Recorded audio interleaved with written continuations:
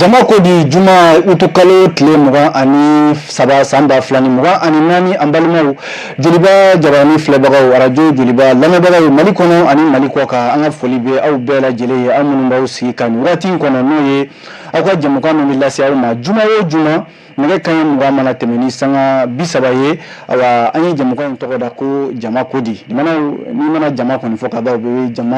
jamanaden bɛɛ lajɛlen fana de ko fɔ awa maa tɛ bɔ maa na awa jamana kibaruya min mana kɛ yen an na mɔgɔw wele ka na nin kɛnɛ in kan walasa u ka se ka hakilila falen min ye jamana kɔnɔna kibaruyaw kan ni an sigilen o de kɛnɛ kan bi babu o ye kelen de ye nɔnɔ an bɛɛ b'a dɔn k'a fɔ utukalo tile 18 tɛmɛnen o kɛra san 4 ye furancɛla fanga ale bɛ senna awa ko caman kɛra ko caman mɛnna wa ko caman yɛrɛ sigilen bɛ ka o makɔnɔ ni furancɛla fanga in kɔnɔna la o de la min ye ala ma hinɛna Ibrahim Boubacar Keita ale ka fanga dafirilen kɔfɛ san 2020 mugan utukalo tile 18 an ye ɲininkali bɔ ka bi yalima awa min kɛra o kɔfɛ malidenw ye wasa sɔrɔ wa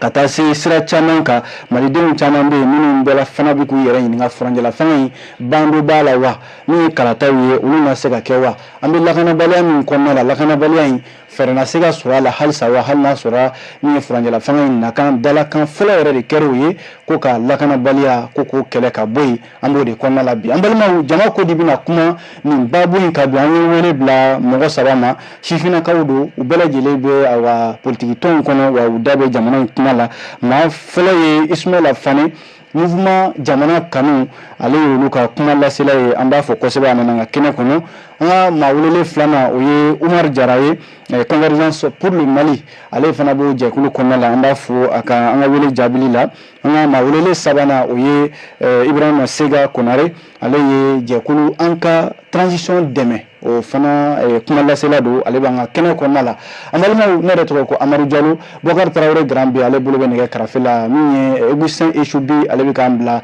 jabaranin sanfɛ ka taa se Lamine Kulubali ma a de bɛna jɛ ka baara in kɛ ɲɔgɔn fɛ bi an b'a fɔ ɲɛna aw danse n bɛ foli di aw ma Sega i ni ɲankuma i nana an ka wele jaabi o diyara n ye ni folikan fɔlɔ b'i bolo yanni an ka don ɲininkaliw kɔnɔna la alhamdulilayi rabbil alamin ka foli ta ka ɲɛsin Joliba TV ɲɛmɔgɔw ani a auditeurs bɛɛ lajɛlen ma minnu bɛ k'an suit bɔlɔlɔ kan radio kan ani télévision yɛrɛ sanfɛ ani ka foli ta ka ɲɛsin fana co-débatteurs ma Ismaël ni Monsieur Jara donc ka dugawu kɛ kuma minnu bɛna bɔ an da kɔnɔ bi komi an bɛ jamako kuma de la ala ka bɛn ni saba bɛɛ ka tila ka foli lase maliyɛnw yɛrɛ ma u ka résistance ani ka résilience la nin wagati gɛlɛman in kɔnɔna la diyara n ye Umar Jara i bisimila aba Jalo n b'i fo ka lamɛnbagaw bɛɛ fo ka lajɛbagaw bɛɛ fo ka halisa k'an fara se ka taa ka dugawu kɛ jamana ye halisa basigi min bɛ ka ɲini a bɛ san caman bɔ ala k'o nɔgɔya an ka mɔgɔ minnu fana bɛ ka to gɛlɛya na ala ka dayɔrɔ suma ala ka halisa dɛmɛ di jamanadenw ma an ka se ka jamana wuli ka jɔ ka n barokɛ ɲɔgɔn bɛɛ fo ka jamanadenw bɛɛ fo o diyara n ye Ismaila Fane i bisimila an ka kɛnɛ kɔnɔ Jalo n b'i fo k'i ka technicien du jour fo ka foli tɛŋu ka président n'o ye Elhaji Mohamed Sango mouvement jamana kanu tɔgɔ la ka mouvement jamana kanu tɔn bɛɛ lajɛlen fo Jalo an da bɛna don kuma min na ala ka kɛ sababa ye an bɛ dugawu kɛ jamana ye ala ko dugawu minɛ an ka maa welele sabanan min kun ye ka folikan ye k'a di aw ma an balimaw babu ɲininkali fɔlɔ Sega Ibrahima Konare e ye ko an ka transition dɛmɛ aw ka jɛkulu an ka ɲininkali fɔlɔ e la ko ka transition dɛmɛ min ye san 4 ye bi an bɛ furancɛla fanga kɔnɔna la awa k'a daminɛ utukalo tile 18 an hakili b'a la min ye jamanadenw ye olu ye wulikajɔ kɛ mouvement du 5 juin rassemblement des forces patriotiques M5 RFP hali n'a sɔrɔla kɛlɛ kun cɛra ni sɔrɔsiw ka wulikajɔ ye olu nana fanga in ta ye halisa fanga in bɛ olu de bolo mun tora i hakili la bakurunbaw la ani furancɛla fanga in san 4 fo ka se sisan ma yanni an ka don ɲininkali misɛnnin tɔw kɔnɔna la alhamdulilayi rabbil alamin ka foli ta ka ɲɛsin maliyɛnw bɛɛ lajɛlen ma halisa u ka cɛsiri n'u ka wulikajɔ la n'i y'a ye bi an donna nin transition hukumu kɔnɔna la bi ce qui veut dire que kunun ko dɔw de kɛra fɛn dɔ de ye an lase nin ma donc yanni an ka fɔ k'an bɛ an da don nin na a ka kan an ka maliyɛnw hakili jigin ka lajɛba ni lamɛnbagaw hakili lajigin mun de y'an se nin ma gɛlɛya jumɛn y'an lase nin transition in ma walasa bakuruba minnu kɛra baaraba minnu sera ka kɛ an ka se ka mɔgɔw la hakili lajigin a la ani minnu tora n'u ma kɛ halisa akila jigina ala Ibrahim Boubacar Keita ala ka hinani ala silmisu bela jella ka fanga deuxième mandat kɔnɔna la a ye gɛlɛya caman sɔrɔ a kɔnɔna la gɛlɛya dɔ nana kɛ jumɛn fanba kɛra jumɛn n'o ye tun ye insécurité ye lakanabaliya o kɛra sababu ye ka gɛlɛyaba ta ka ɲɛsin Mali yɛrɛ ma fo barokɛdaw la an yɛrɛ tun sigilen b'a fɔ tuma caman an b'a mɛn barokɛyɔrɔ la ko ko est ce que an tɛ kɔrɔnfɛla in to ninnu bolo siɲɛ kelen pour que kɛlɛ ka se ka ban donc o kumaw cayara élection ko fana tun nana ko caman tiɲɛ gɛlɛyaw nana corruption a tun ka ca donc o nana kɛ fitinɛ wuli ye jamana kɔnɔna la marchiw cayara bɛɛ bɛ wuli don o don ka taa mécontentement yira ka taa yira ko an ma jɛ ni jamana marabolo mara min bɛ senna an ma jɛ ni o tagabolo ye lakana bɛ an fɛ an balimaw bɛ sa don o don u ma min u ma bɔn bref o problème de tun bɛ jamana kɔnɔ kosɛbɛ donc o de nana wulikajɔ ni mouvement M5RFP kɛra o wulikajɔ mouvement sinsinbere dɔ ye donc ka a fanga bɛɛ da jamana marabagaw kɔ la régime kɔ la kosɛbɛ donc fo ka na a kɛ ni fanga bin ye ni militaires yɛrɛ y'a ye k'a fɔ ko pour éviter des bains de sang pour que gɛlɛya dɔw kana jamana kana se ka tiɲɛ ka se hakɛ dɔ la olu yɛrɛ wulila kana u y'a fɔ k'u nana baara in kuncɛ donc baara kuncɛ depuis a kuncɛra donc an bɛ o hukumu de kɔnɔna la nin wagati la donc an kɛlen k'a daminɛ effectivement depuis le 18 août 2020 18 août 2024 donc a ye san 4 sɔrɔ nin wagati na donc an b'a ye k'a fɔ n'an ko k'an bɛ kuma belebelew kan minnu lawaleyara ni transition kɔnɔna la ni a tun laɲini kɛra jamana kɔnɔdenw fɛ mun wulila coup d'état in na an b'a ye k'a fɔ lakana ni o tɛ kɔnɔdimi ko ye ɲɛdimi ko ye an y'a ye k'a fɔ ko belebele kɛra o ko la fɔlɔ hali jamana ɲɛma tun mago bɛ baarakɛminɛnw na kɛlɛkɛminɛnw na problème tun don n'a Ibrahim Boubacar Keita a bɛ tiɲɛ sɔrɔ la ka hinɛ la a yɛrɛ de la ka kasi ko an bɛ maramafɛnw demander kɛlɛkɛfɛnw ɲini ko a tɛ sɔrɔ k'u b'o jɔ an n'a cɛ donc nin transition kɛra sababu ye ka o jɔnyajuru in ka o tigɛ ka bɔ yen bi an ye diplomatie hukumu kɔnɔna la an y'an bolo di partenaires ma partenaires minnu tɛ barrière da an ni foyi cɛ ni an mago bɛ mun na an b'a musaka bɔ k'a da u b'a ta ka bɔ u fɛ yen ka n'a d'a ma an ka se ka an yɛrɛ dɛmɛ n'a ye donc o kɛra ɲɛtagaba ye o kɛra fɛn sabatilen ye mun tun laɲinina mɔgɔw fɛ yanni coup d'état tun ka kɛ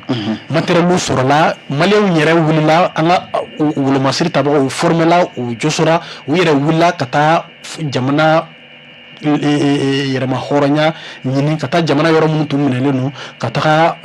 boloda o kan ni an bɛ hakili jigin kɛ Kidali minɛli la 2023 kɔnɔna la notamment le 14 novembre 2023 ni o kɛra sababu ye ka Kidali bila Mali ka mara kɔnɔna la ni o tun laɲinina bɛɛ lajɛlen fɛ donc a tun hamiya bɛɛ bɛɛ lajɛlen na donc o ye belebeleba dɔ ye lakana hukumu kɔnɔna la n'an ye éducation fana jateminɛ an b'a ye k'a fɔ ko bon yɛlɛma dɔɔni fana bɛ ka don ko caman na états généraux de l'éducation kɛra assises nationales fana tun kɛra minnu ye kumana éducation yɛlɛmaliko kan examen sera ka renforcer kosɛbɛ an b'a ye k'a fɔ ko caman ba an m'a mɛn ɲinan ko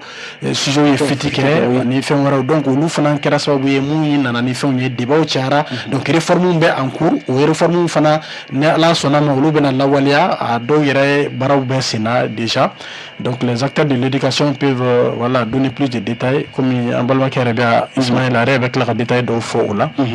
n'a ye jateminɛ kɛ fana mine énergie an ka dugujukɔrɔfɛnw an'an ka kuranko an b'a ye k'a fɔ ko gɛlɛyaba fana tun bɛ o ko la a yirala k'a fɔ ko an ka dugujukɔrɔfɛnw ko a tɛ biri ye jamana ye ko a nafa foyi tɛ ka se jamana ma a preuve-ba jumɛn dɔ kɛra jumɛn ye bourse dɔ la jamana kɔ kan New York fɛnw na an y'a ye k'a fɔ ko investisseurs baw ye déclaration dɔw kɛ par rapport à sɔrɔ min bɛ kɛ an ka dugujukɔrɔ nafolomafɛnw na kɛrɛnkɛrɛnnenya sanu ni a n'a ɲɔgɔnna wɛrɛw an y'a ye k'a fɔ ko olu ye fɛn mun fɔ a la a différence bɛ t'i jɔ fo Mali budget hakɛla la plus de 2000 milliards Sogɛli yɛrɛ min fɔ voilà donc o b'a yira na k'a fɔ ko mankan gagné ba tun bɛ yen donc o texte code minier révisera ko pour que a kodi bɛ se ka nafa lase an ka fɛn caman kɛra voilà fɛn caman kɛra voilà donc kuranko fana na an y'a ye k'a fɔ ko gɛlɛyaba fana tun bɛ o ko la c'est vrai a kurantigiw nana lawaleya transition hukumu kɔnɔna la mais n'an seginna an kɔ dɔɔni an b'a ye k'a fɔ ko a gɛlɛyaw caman ju tigɛra kunun o misala fɔlɔ ye jumɛn ye baraji hydroélectrique 3 de bɛ an ka jamana kan na misɛnmanin dɔw bɛ a farala kan sisan min bɛ kuranba yɛrɛ ta k'a di Mali ma kosɛbɛ n'o ye manatɛli ta ye an b'a ye k'a fɔ ko gɛlɛyaba tun bɛ yen munna kuran min bɛ produit manatɛli o kuran jaga tɛ ta ka se yan ko parce que ko support de transmission tɛ yen alors que mɔgɔ minnu tun bɛ bilalen o ko ɲɛmɔgɔya la o tun ye Sénégalais ni Mauritaniens de ye donc olu fana olu ye u yɛrɛ ka support filananw dilan mais u m'o sɔn k'u wasa don anw d'accord donc o nana kɛ gɛlɛya ye o waati kama n bɛ se ka i ka dɔɔni an bɛ tila ka kuma lase hali n'a sɔrɔ ne bɛ se ka dɔ fara a kan Umar Jara n'an ye Ibrahim Sega Konare lamɛn a b'a fɔ ko fɛn caman de kɛra nka ma mɛn k'a fɔ fɛn ma ɲɛ o tuma na i fana n'a ka hakilila ye kelen ye k'a fɔ furanjɛlafan san 4 in kɔnɔ fɛn bɛɛ de ɲɛna wa. Bon Jawara ka bon kosɛbɛ k'a fɔ ko fɛn bɛɛ ɲɛna adamaden ko kɔni n'a kɛra cogo cogo i b'a sɔrɔ fiɲɛ dɔ bɛ yaala bon transition an kɔni b'a fɔ cɛmancɛ faga ye depuis a daminɛna wagati min na i n'a fɔ Konareke bɔra k'a fɔ cogo min na o ye k'a fɔ gɛlɛyabaw de nana n'a ye ni i tɛ se k'a fɔ k'i bɛ bi fɔ a bɛ cogo min na bi k'o fɔ k'a sɔrɔ i m'i hakili jigin k'a fɔ anw bɛ cogo jumɛn kun jumɛn de y'an se nin yɔrɔ in na o de ka gɛlɛn kosɛbɛ ka d'a kan i b'a ye k'a fɔ bi ko o latigɛ o bɛ sɔrɔ an bɔra yɔrɔ min na ka na yan min ye cɛmancɛ faga ye a laɲinina kun minnu kama a kunba belebelebaw Konare bɔra k'o fɔ n'o ye lakanako ye ani y'o lajɛ i b'a jamana in an bɛ wagati min yɛrɛma hɔrɔnya cɛmancɛ faga bɛ sigi a y'a sɔrɔ jamana yɔrɔ caman de bɛ yen Mali fanga tɛ se ka se yɔrɔ min na o belebeleba dɔ ye i n'a fɔ n'i b'a fɔ ko jamana ka yɛrɛtigiya mɔgɔ b'o kuma in jateminɛ na o ye kuma belebeleba de ye ka d'a kan i m'a ye 14 novembre kɛra jamana ka yɛrɛtigiya lasegin don ye o b'a sɔrɔ min fɛ o ye k'a fɔ 14 janvier ça 14 janvier voilà 14 janvier ça fera une année salon ta confort ɲɔgɔnna n'o ye Kidali tagali donc 14 janvier Kidali de 14 novembre voilà maintenant 14 janvier la mɔgɔw bɔli min kɛra k'a sɔrɔ jɔnya juru min taara k'an sɛgɛrɛ n'o ye an sigiɲɔgɔn n'an yɛrɛ jɛra ka tɔn min sigi n'o olu ka garan min donna an sen na k'a yira k'a fɔ mɔgɔ de bɛ yen mun b'a fɔ an ka jamana kɔnɔ an ka nin kɛ n'an ma sɔn olu ta ma olu bɛ an diyagoya ka don ɲɛna da fɛ walima u bɛ ɲangili ta k'an sɛgɛrɛ o mun fɛ ni jamanadenw murutira k'a fɔ bon gɛlɛya min bɛ ka sigi an kan an y'a dɔn mais an sɔnna ma an ka jamana ka nafa kama u ye hakilila o ye belebeleba de ye ni mɔgɔ min b'a fɔ i b'a fɔ k'o ye jamana yɛrɛ miirina belebeleba o ye o falen a ye falen don a la a bɛ komi a ye jamanadenw bɔ yɛrɛmajigi jɔnya hakilila ka bɔ o kɔnɔna na ka na yɛrɛtigiya ani an yɛrɛ bɛ se k'an yɛrɛ sɔrɔ cogo min na ani den yɛrɛ la ka se ka hakilila don mɔgɔw la o n'i y'o ta o ye ko belebele de ka d'a kan sira in bɛɛ sɔrɔ olu fɛ min ye lakanako sira ye min ye kalanko sira ye. oui mais n'i ye Sega lamɛn a bɛna fɔ ale kɔni ka jate la baara minnu kɛra a caman ye wasa de sɔrɔla baara caman lakanabaliya ka taa an ni maa wɛrɛw cɛ baara an ka sɔrɔ siraw fɛn caman de bɛ yen minnu ɲɛna nka e fana bolo a b'o cogoya kelen de la wa Umar Jara. bɛɛ k'o de ɲɛfɔ fɛn caman ɲɛna yɛrɛ komi adamaden baara don i ye ɲininkali fɔlɔ min wala n bɛ ka nin yɔrɔ fɔ n'o tɛ ni ko k'a fɔ n b'a fɔ a kɛra wasa ye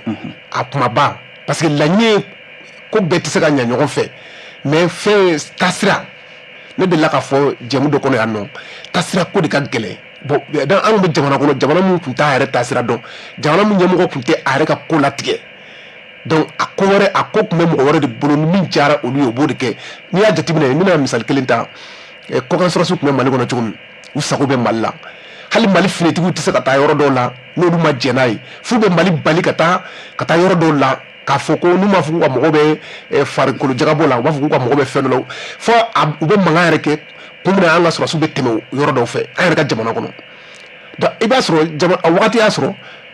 jamana wɛrɛw finitigiw tun kɛlen bɛ ka jamana in fa a bɛ jamana 50 bɔ minnu bɛ yan u bɛɛ nana k'u bɛ Mali dɛmɛ mais lakanabaliya foyi kun tɛ ka bɔ a la u yɛrɛ b'a fɔ ko olu nana ni bi cɛ o ye français ka kuma ye ko la situation ne cesse de se dégrader ko olu nana ni bi cɛ donc n'i y'a jateminɛ i b'a ye k'a fɔ olu ye ko ye kuma falen tɛ se ka sɔrɔ mun na dan t'a nafa la n'i y'o lajɛ Kidali sɔrɔli nana bɔ o kɔnɔna na ka na ye don tɛmɛna an ka président delila k'a fɔ ko mɔgɔ si ka tɛgɛrɛ fɔ kan tɛna to ale bɛna ka avion ta ka taa Kidali ko ka taa incident dɔ créer mais bi o ye IBK ka kumaw ye o ye IBK ka kumaw ye bi n'a fɔra ko jamana ka gouverneur de bɛ yen a bɛ décision ta Mali tɔgɔ la faamaw bɛ taa sisan passeport ko t'a la visa ko t'a la mɔgɔ wɛrɛ t'aw ɲininka bilen ko aw bienvenue dans quel pays an bɛ Cɛbilen Darame fo la kosɛbɛ o ye tubabu ka représentant yɛrɛ dɔ gɛn a senfɛ quand il était ministre des affaires étrangères parce que a ɲɛdonya daminɛna a mɛnna quoi a daminɛna a mɛnna mais mɔgɔ min transition min kɛ ka sababu ye k'olu ko walawala ka bɔ mɔgɔw kun na mɔgɔw la i b'a ye k'a fɔ a n'a ka dɛsɛ bɛɛ parce que a tɛ se ka se ko bɛɛ la gɛlɛyaw bɛ yen parce que an ni mɔgɔ minnu fana bɛ ɲɔgɔn na an kɛlen bɛ ka sira di minnu ma ta k'a fɔ ko u k'an ka jamana ka yɛrɛma hɔrɔnya d'a ma an bɛ fɛ k'an yɛrɛ k'an jɔ an kolo la k'an dɛnlen bɔ mɔgɔ min na olu fana t'an to yen o gɛlɛyaw de bɛ yen donc olu kama olu bɛ taa don mɔgɔw kan Bamujani ninnu ni FM ninnu sen b'o la k'an ka wariko gɛlɛyaw siri an da la bon an bɛ wariko min na fana n'o ye BCEAO ye olu sen b'o la ka na gɛlɛya siri an da la o de kama ni n ko fɛn bɛɛ ma ɲɛ adamaden ko bɛɛ tɛ se ka ɲɛ o ye yɔrɔ ninnu ye parce que an yɛrɛ ka nin ma ɲɛ e ka jate la bon baaraw bɛ yen minnu ka kan ka kɛ halisa i n'a fɔ n'i ko k'i ka Mali yɛrɛ ta bi k'a fɔ ko i bɛ fiɲɛ belebeleba min ye n'i donna Mali kɔnɔ o ye baarakɛyɔrɔw ye baarakɛyɔrɔw tagacogo ma falen ne kɔni ka jate la kosɛbɛ n'i ye tali kɛ IBK ka wagati ma n'i kun taara baarakɛyɔrɔ la i bɛ kunbɛn cogo min na wariko bɛ f'i ye cogo min na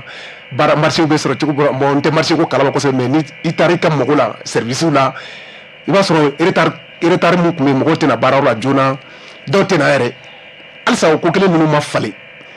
i bɛ taa dɔgɔtɔrɔso la yan'u ka furakɛli k'i la fɔlɔ wariko de bɛ jate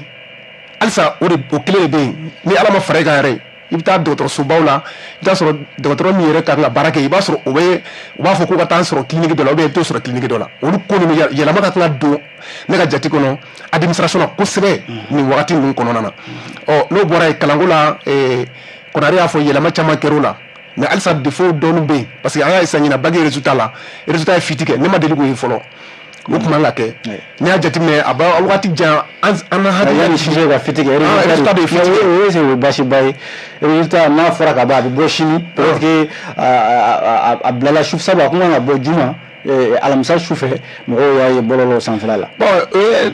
transition in fana ka folikoba dɔ ye min ye fɔlɔ la hali ni jamana ka document officiel tun bɛ bɔ a tun bɛ bɔlɔlɔ ka fɔlɔ yan'a ka bɔ officiellement bon an kun ma dege o la bilen madame Dédé Ousmane y'an dege min na salon ni résultat tun bɛ bɔ a b'a fɔ ka d'a kan aucune publication même partielle a kana ye mɔgɔ bolo fo ka taa RC o bɛ cogo min na hali examen fana na an y'a ye ɲinan centre caman bɛ yen nɔ surveillance gɛlɛya bɛ yen école caman bɛ yen i b'a sɔrɔ u bɛ examen kɛ u yɛrɛ ka école kɔnɔ donc tiɲɛna question bɛ yen quoi tiɲɛ yɛrɛ la halisa gɛlɛya bɛ yen parce que n b'a fɛ ka min fɔ transition ye baara kɛ a y'an jigi dayɛlɛ ka se yɔrɔ min na o de b'an bila nin na quoi n'o tɛ fɔlɔ la sixième fiti ko ni fɛn ninnu an tun bɛ sixième réseau ka tile 3 a bɛ tila ka na di an kun b'o ye i bɛ ka tile la transition sera ka yɛlɛma don la mais i b'a dɔn adamaden fɛn fɛn waati tubabu b'a fɔ cogo l'appétit vient en mangeant pour que ka se ka nin fɛn dilan ka ɲɛ halisa fiɲɛ minnu b'a jɛ an bɛ k'olu yɔrɔ fɔ donc n bɛ se ka da o yɔrɔ la Ismaila Fane n'i ye yetabaw lajɛ n'u barokɛɲɔgɔn fila ka kuma la u kumana fɛn caman kan hali n'a sɔrɔ la Sega kɔni ale ma da ma don k'a fɔ fɛn ma ɲɛ nka Umaru Jara ka kuma tilala fila ye e bɛ se ka mun fɔ transition san 4 ka n'a bila bi la mun de sera ka kɛ bi Mali kɔnɔ ni Maliyɛnw wasara o ko la Maliyɛnw wasara fɛn min na transition na kosɛbɛ kosɛbɛ o ye Kidali minɛni ye Kidali minɛna parce que an bɛɛ ka wulikajɔ tun bɛ Kidali ko in kan an y'o de fɔ n ko ni Kidali ma lafiya an bɛ lafiya o fɛn fɛn ɲini Mali kɔnɔ a bɛ gɛlɛya parce que insécurité fɛn fɛn b'an dala n'a warakatalen don a bɛɛ jubaju bɔra Kidali de fɛ donc bandits armés donna Kidali de fɛ narcotrafiquants donna Kidali de fɛ adamaden feerelaw donna Kidali de fɛ donc sema de nana n'a mɔgɔ façon bɛɛ y'an dala yan hali an bɛ diinɛ minnu wele don soi-disant diinɛmɔgɔw ka na kɛ diinɛkɛla yan dɔ la a bɛɛ bɔra Kidali de donc ni Kidali minɛna k'o k'an ta ye an ka gouverneur bɛ a sago la donc o ye tare o foli kana ka kɛ kosɛbɛ.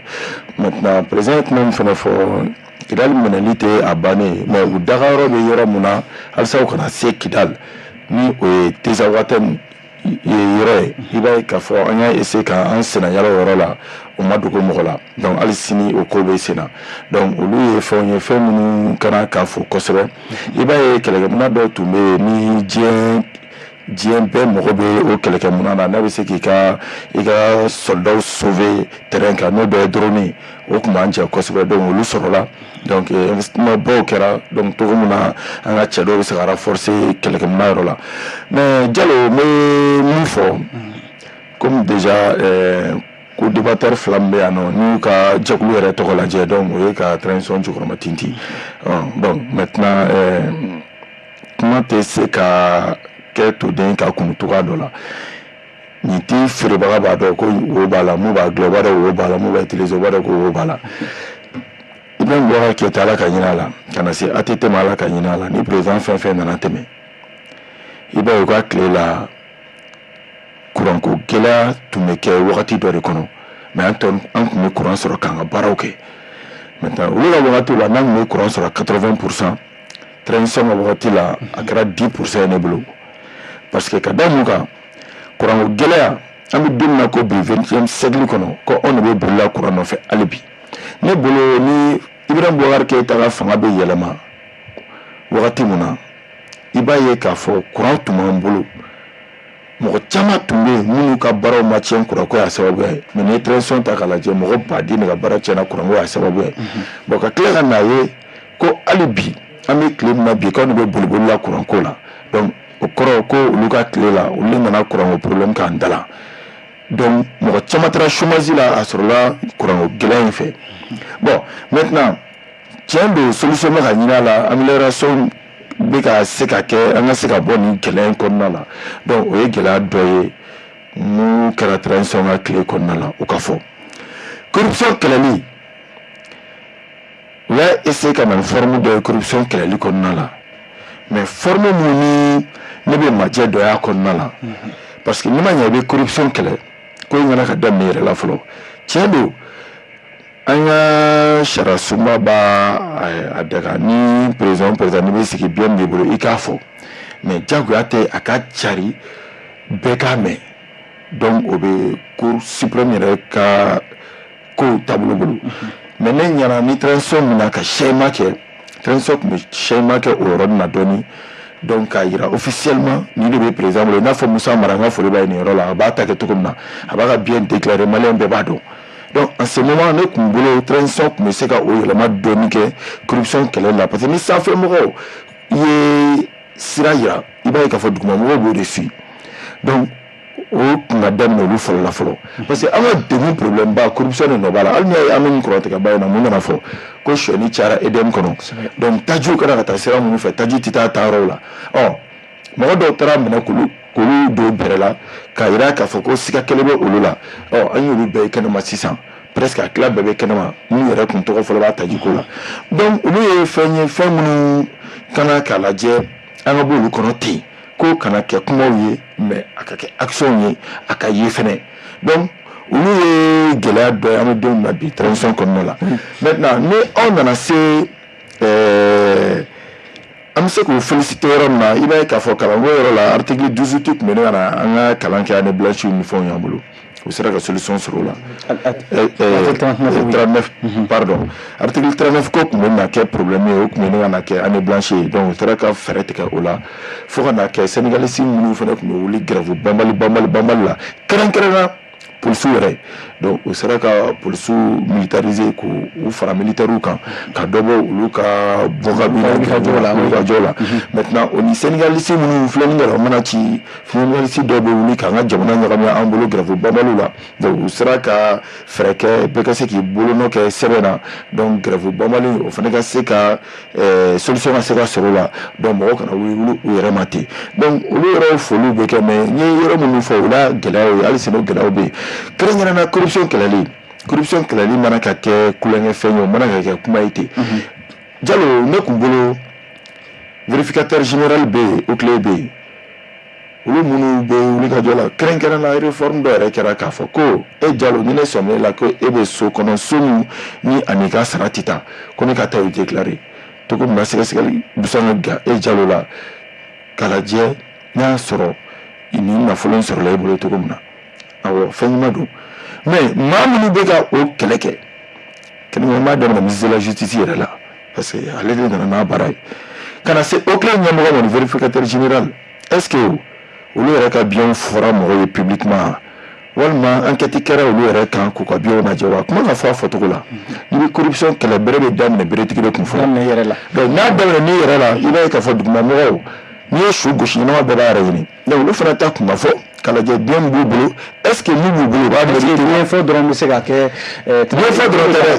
i ɲɛ jɔ a la kɛrɛnkɛrɛnna n bɛ misali di a b'u bolo a t'u bolo n ka kuma tɛ misali de don exemple don k'a lajɛ n'a sɔrɔ mun foro b'u bolo foro min b'u bolo a foro investissement jumɛn kɛra a kɔnɔ walima u bɛ so min yɛrɛ kɔnɔ komi u yɛrɛ exemple ta so kan ko n'i ye dɔ ye so dɔ kɔnɔ ko ni i yɛrɛ sigalen b'a la k'a ka sara tɔgɔ k'i ka t'o déclarer u yɛrɛ bɛ so min kɔnɔ est-ce que o so in o lajɛra quoi a lajɛ yanni u k'a don nin baara in kɔnɔ donc o ye sara bɛ se ka nin so in jɔ u ye wa walima nin mobili min b'u bolo wa donc olu ye fɛnw ye fɛn minnu ni corruption bɛ kɛlɛ a ka kɛ tiɲɛ yɛrɛ yɛrɛ kan k'a fɔ cogo min na vraiment an bɛ fɛ ka corruption de kɛlɛ donc ɲɛmaa minnu bɛ yen u yɛrɛ ka biɲɛw bɛ cogo di parce que Mali problème o problème corruption ko de don i y'a faamu mɔgɔ kelen ka taa mɔgɔ 100 ɲɔrɔ dun n'o o banna ko la diɲɛ don o don an bɛ gɛlɛya min kɔnɔ o gɛlɛya ko bɛ ban hali n'i y'a ye insécurité nana kɛ jamana in kɔnɔ mun y'a kɛ n ko armée yɛrɛ ka niveau a caman de tun bɛ yen général joli minɛlen don an bɛ don min na ko bi an b'o foli fana bila transition ye général joli minɛlen don parce que i b'a ye k'a fɔ hali Musa Mara kun nana ni politique dɔ ye contrôle physique min tun bɛ ka kɛ a kɛra kiri ni wɔyɔ ye k'an kɔnɔ parce que maa sɔrɔsi caman tun bɛ yen minnu tun tɛ balo la tuguni mais u ka saraw tun bɛ ka di bon donc en même temps u ka kan kɔnɔna fɛnɛ na kuranciyɛnbaw tun bɛ kɛ yen hakili b'a la cɛba Iber Kulubali da magara la o y'a bila olu ko ninnu est-ce que e ka jate la fɛn bɔr'o la kan kɔnɔna la foyi ma bɔ a la hali sini a frigo tonne bɛ yen u ma juguya kan tɛ dɛ mais n'an bɛ kuma an ka kuma cɛ ka corruption parce que nin bɛɛ de BG EDM ka sɔrɔ kan i y'a faamu parce que ninnu charge minnu bɛ yen e m'a ye waati dɔ la sensibilisation kɛra ko ministère la foroba cakɛdaw la ni mɔgɔw bɛ bɔ u ka courant faga u ka climatiseur faga n'a ɲaci ni fɛnw t'u ye parce que o charge minnu bonya EDM kan donc olu caman de nana kɛ tiɲɛni fo ka na an se kurantigɛ in kɔlɔlɔ kɔnɔna la donc o solution maa min bɛ se k'o solution n'a tɛ mɔgɔ ɲɛda lajɛ n'a tɛ boli jama kɔ élection ko la o ye transition de donc transition de bɛ se ka o kɛlɛ kɛ président bɛ élu démocratiquement o b'a caresser parce que ale mago bɛ jama la ale tɛ fɛ ka don mɔgɔw gasi la mais ni transition nana yɛlɛma kɔnɔna la donc yɛlɛma ka daminɛ u yɛrɛ la u ka exemple yira et en ce moment jamanadenw bɛ se k'u yɛrɛ ye olu la exemple la donc en même temps u ka caman b'u ka terrain de vue la mais an y'a ye k'a fɔ administration ministère la kana se kuluba ma dɔ farala budget bɛɛ kɛ kana se CNT ni fɛnw ma fo an ye mɔgɔ dɔw yɛrɛ ye CNT la ko dɔrɔmɛ 1 tɛ b'u ka wariw la donc a ka kan u ka terrain de vie lajɛ u ka se ka caman b'u ka terrain de vie la ka sababuya kɛ gɛlɛya kɔnɔ parce que an kana ɲɔgɔn nɛgɛ Mali bɛ kɛlɛ de kɔnɔ ye donc n'i bɛ kɛlɛ la kɛlɛ ye wari de donc wari de bɛ ka don kɛlɛ la donc o de bɛ ka kɛ sababuya yɛrɛ fɛn caman bɛ yen an bɛ kulo ni fɛnw na Jalo i alala wari bange la i bɛ taa la k'i bɛ taa somme dɔ labɔ u b'a tɛrɛmɛ n'i ye de i tɛ se k'o wari labɔ a bɛ tɛrɛmɛ n'i ye n'i ko k'i bɛ taa 5 millions na b'a fɔ k'i ka 2 millions ta o donc o tɛ hɛrɛ ye ni jamana bɛ ka se o niveau ma mɔgɔ kana ka jɔrɔ a bɛ jɔrɔ kun bɔ donc olu ye fɛnw ye fɛn minnu kana k'a lajɛ an ka ɲɛmɔgɔw fɛ vraiment mais ne kɔni bɛ mun fɔ ka bɔ kuma kɔnɔ ko ye basé ye corruption de yurugu kɛlɛ kulonkɛ kana ko la ne m'u fo yɔrɔ dɔ la parce que munna fɔlɔ mɔgɔw tun bɛ minɛ k'u don bɛrɛ la u bɛ taa caution sara ka bɔ jugement tɛ kɛ foyi tɛ kɛ mɔgɔw bɛ nɔgɔ ten mais u y'a essayer ka kiri kɛrɛnkɛrɛnna dɔ sigi mun bɛ se k'a kɛ maa minnu minɛnen don u ka juger cogo min na n'u nɔ b'a la o ka dɔn n'u nɔ t'a la u ka hɔrɔnya ka segin u ma i y'a faamu an ka premier ministre dɔw y'a jira k'a fɔ i bɛ k'o kelen min fɔ ko mɔgɔw b'u sigi bɛ ka dossier ba minnu kɔnɔ i n'a fɔ i ye sɔrɔdasiw ka dossier min fɔ dossier min fɔ o ma y'a kɛnɛ kan avion présidentiel mɔgɔw b'u sigilen bɛ olu dossier maliyɛn caman ye jalaki bi fɛn ka dossier ba dɔw bɛ yen olu ma y'a kɛnɛ kan o de la n ko ko ka kɛ tiɲɛ ka halisa kɛlɛli a ka kɛ tiɲɛ kan parce que a jateminɛ groupe min yɛrɛ kun fɔra ko o groupe 4 6 min tun na sa ko n'a fɛnɛ kama yɛrɛ sɔrɔ kurantigɛ la n'a tilala ka na fɔ groupe dɔw jenna ko wari dira dɔw ma o le ka taa san Togo o taara san Nigeria o dossier ko bɛ cogo di dɔw minɛna fɔ mais hali bi dɔw tɔgɔ bɛ minnu ma ye dɔw tɔgɔ bɛ fɔli kɛra dɔw tɔgɔ la minnu kun kana ka wele bɔgɔ jɛnɛ kɛnɛ kan olu ma ye donc olu ye fɛn ye fɛn minnu bɛ mɔgɔ la siga est ce que ɲɛmɔgɔ yɛrɛ ka corruption kɛlɛli ne yuruguyurugu ye tiɲɛ don wa a bɛ ka kɛ cogo di wa. d'accord oui an bɛ tila ka segin ma Sega n'i ye Mali yɛrɛ lamɛn bi caman b'a fɔ ko furanjɛla fanga ye san 4 na ko lakanabaliya ale de kɛlɛla kosɛbɛ i n'a fɔ min ye Ismaila Fane y'a fɔ cogo min na lakanabaliya sɔrɔsiw b'u jɔyɔrɔ la fo ka se Kidali minɛnniw ma Teza waati bi hali n'a sɔrɔla jamana wɛrɛw fo ka n'a kɛ jamana wɛrɛw yɛrɛ bɛ ka jugu dɛmɛ an kan bi nka caman ko ni lakanabaliya in tɛ ko fɛn caman bɛ yen Mali la ko olu ma ɲɛ sɔrɔ a bɔra ka fɛn caman fɔ sisan kuranko gɛlɛyaw ni yuruguyurugu baaraw ni sariya taabolo n'a ɲɔgɔnna caman bi bi in na e ye fɛn caman fɔ k'a fɔ o ɲɛna e bɛ se ka mun faamu o bɛ se k'u da ɲɔgɔn kɔrɔ cogo di. Bon n bɛ n balimakɛ fo a ka détail la d'ailleurs je partage largement fɛn minnu fɔra corruption kɛlɛli ni fɛn ninnu na olu ye réalités de mais il faut que an ka faamuya k'a fɔ ko transition in nana gɛlɛya de kɔnɔna la et puis a tɛ se k'a kɔ da effectivement chantier ba ninnu bɛɛ la ɲɔgɔn fɛ. Donc mais fɛn minnu fɔra kan mɛna fɛn dɔw bɛ yen olu kɛlɛli ma nɔgɔn dɛ par exemple an ye jɔnya juru mun tigɛ an ni Faransi la jeune française an ye jɔnya juru mun tigɛ an n'u la halisa o ko in ma digérer ko ye n'i ye jateminɛ kɛ nin fɛn bɛɛ tun ye olu de tun bɛ fɛn bɛɛ dicter an kunna u nana ni jagoya ministres ye ka na ni jagoya takibaw ye ka na ni fɛn bɛɛ ye an kan hali ka correspondant tun b'an ka département na donc o tali o gɛlɛya kɛlɛli halisa o fana bɛ senna dɔɔnin donc o bɛ ka siraw senkɔrɔlaw ɲagasa mais a mana kɛ cogo o cogo o chantier tɛ se ka jalons dali bali donc ni jalons fana dara il faut que an ka ɲɛmɔgɔw ka jateminɛ kɛ nin wagati la ka essayer ka o fɛn ninnu na progresser u b'o kɛ cogoya jumɛn na effectivement n balimakɛ y'a fɔ a ko kan ka daminɛ ni yɛrɛla ko ye parce que fɛn o fɛn bɛ yen n'i bɛ fɛ daniya ka sinsin i kan kosɛbɛ a la n'i bɛ fɛ tɔw ka siran ko n'i bɛ fɛ ka fagali da yɛrɛ yiriw la k'i b'a daminɛ si la fɔlɔ n'o kɛra tɔw b'u yɛrɛ ɲini donc a ka daminɛ u yɛrɛ la fɔlɔ décision ba minnu bɛ ta jamana kɔnɔna la a ka boli u yɛrɛ kan fɔlɔ. o ye yuruguyurugu ka hakɛw ni surtout justice yɔrɔ fana justice yɔrɔ parce que o gɛlɛyaba bɛ jamana kɔnɔna la bi an kana ko dogo ɲɔgɔn na hali n'i ye jateminɛ kɛ récemment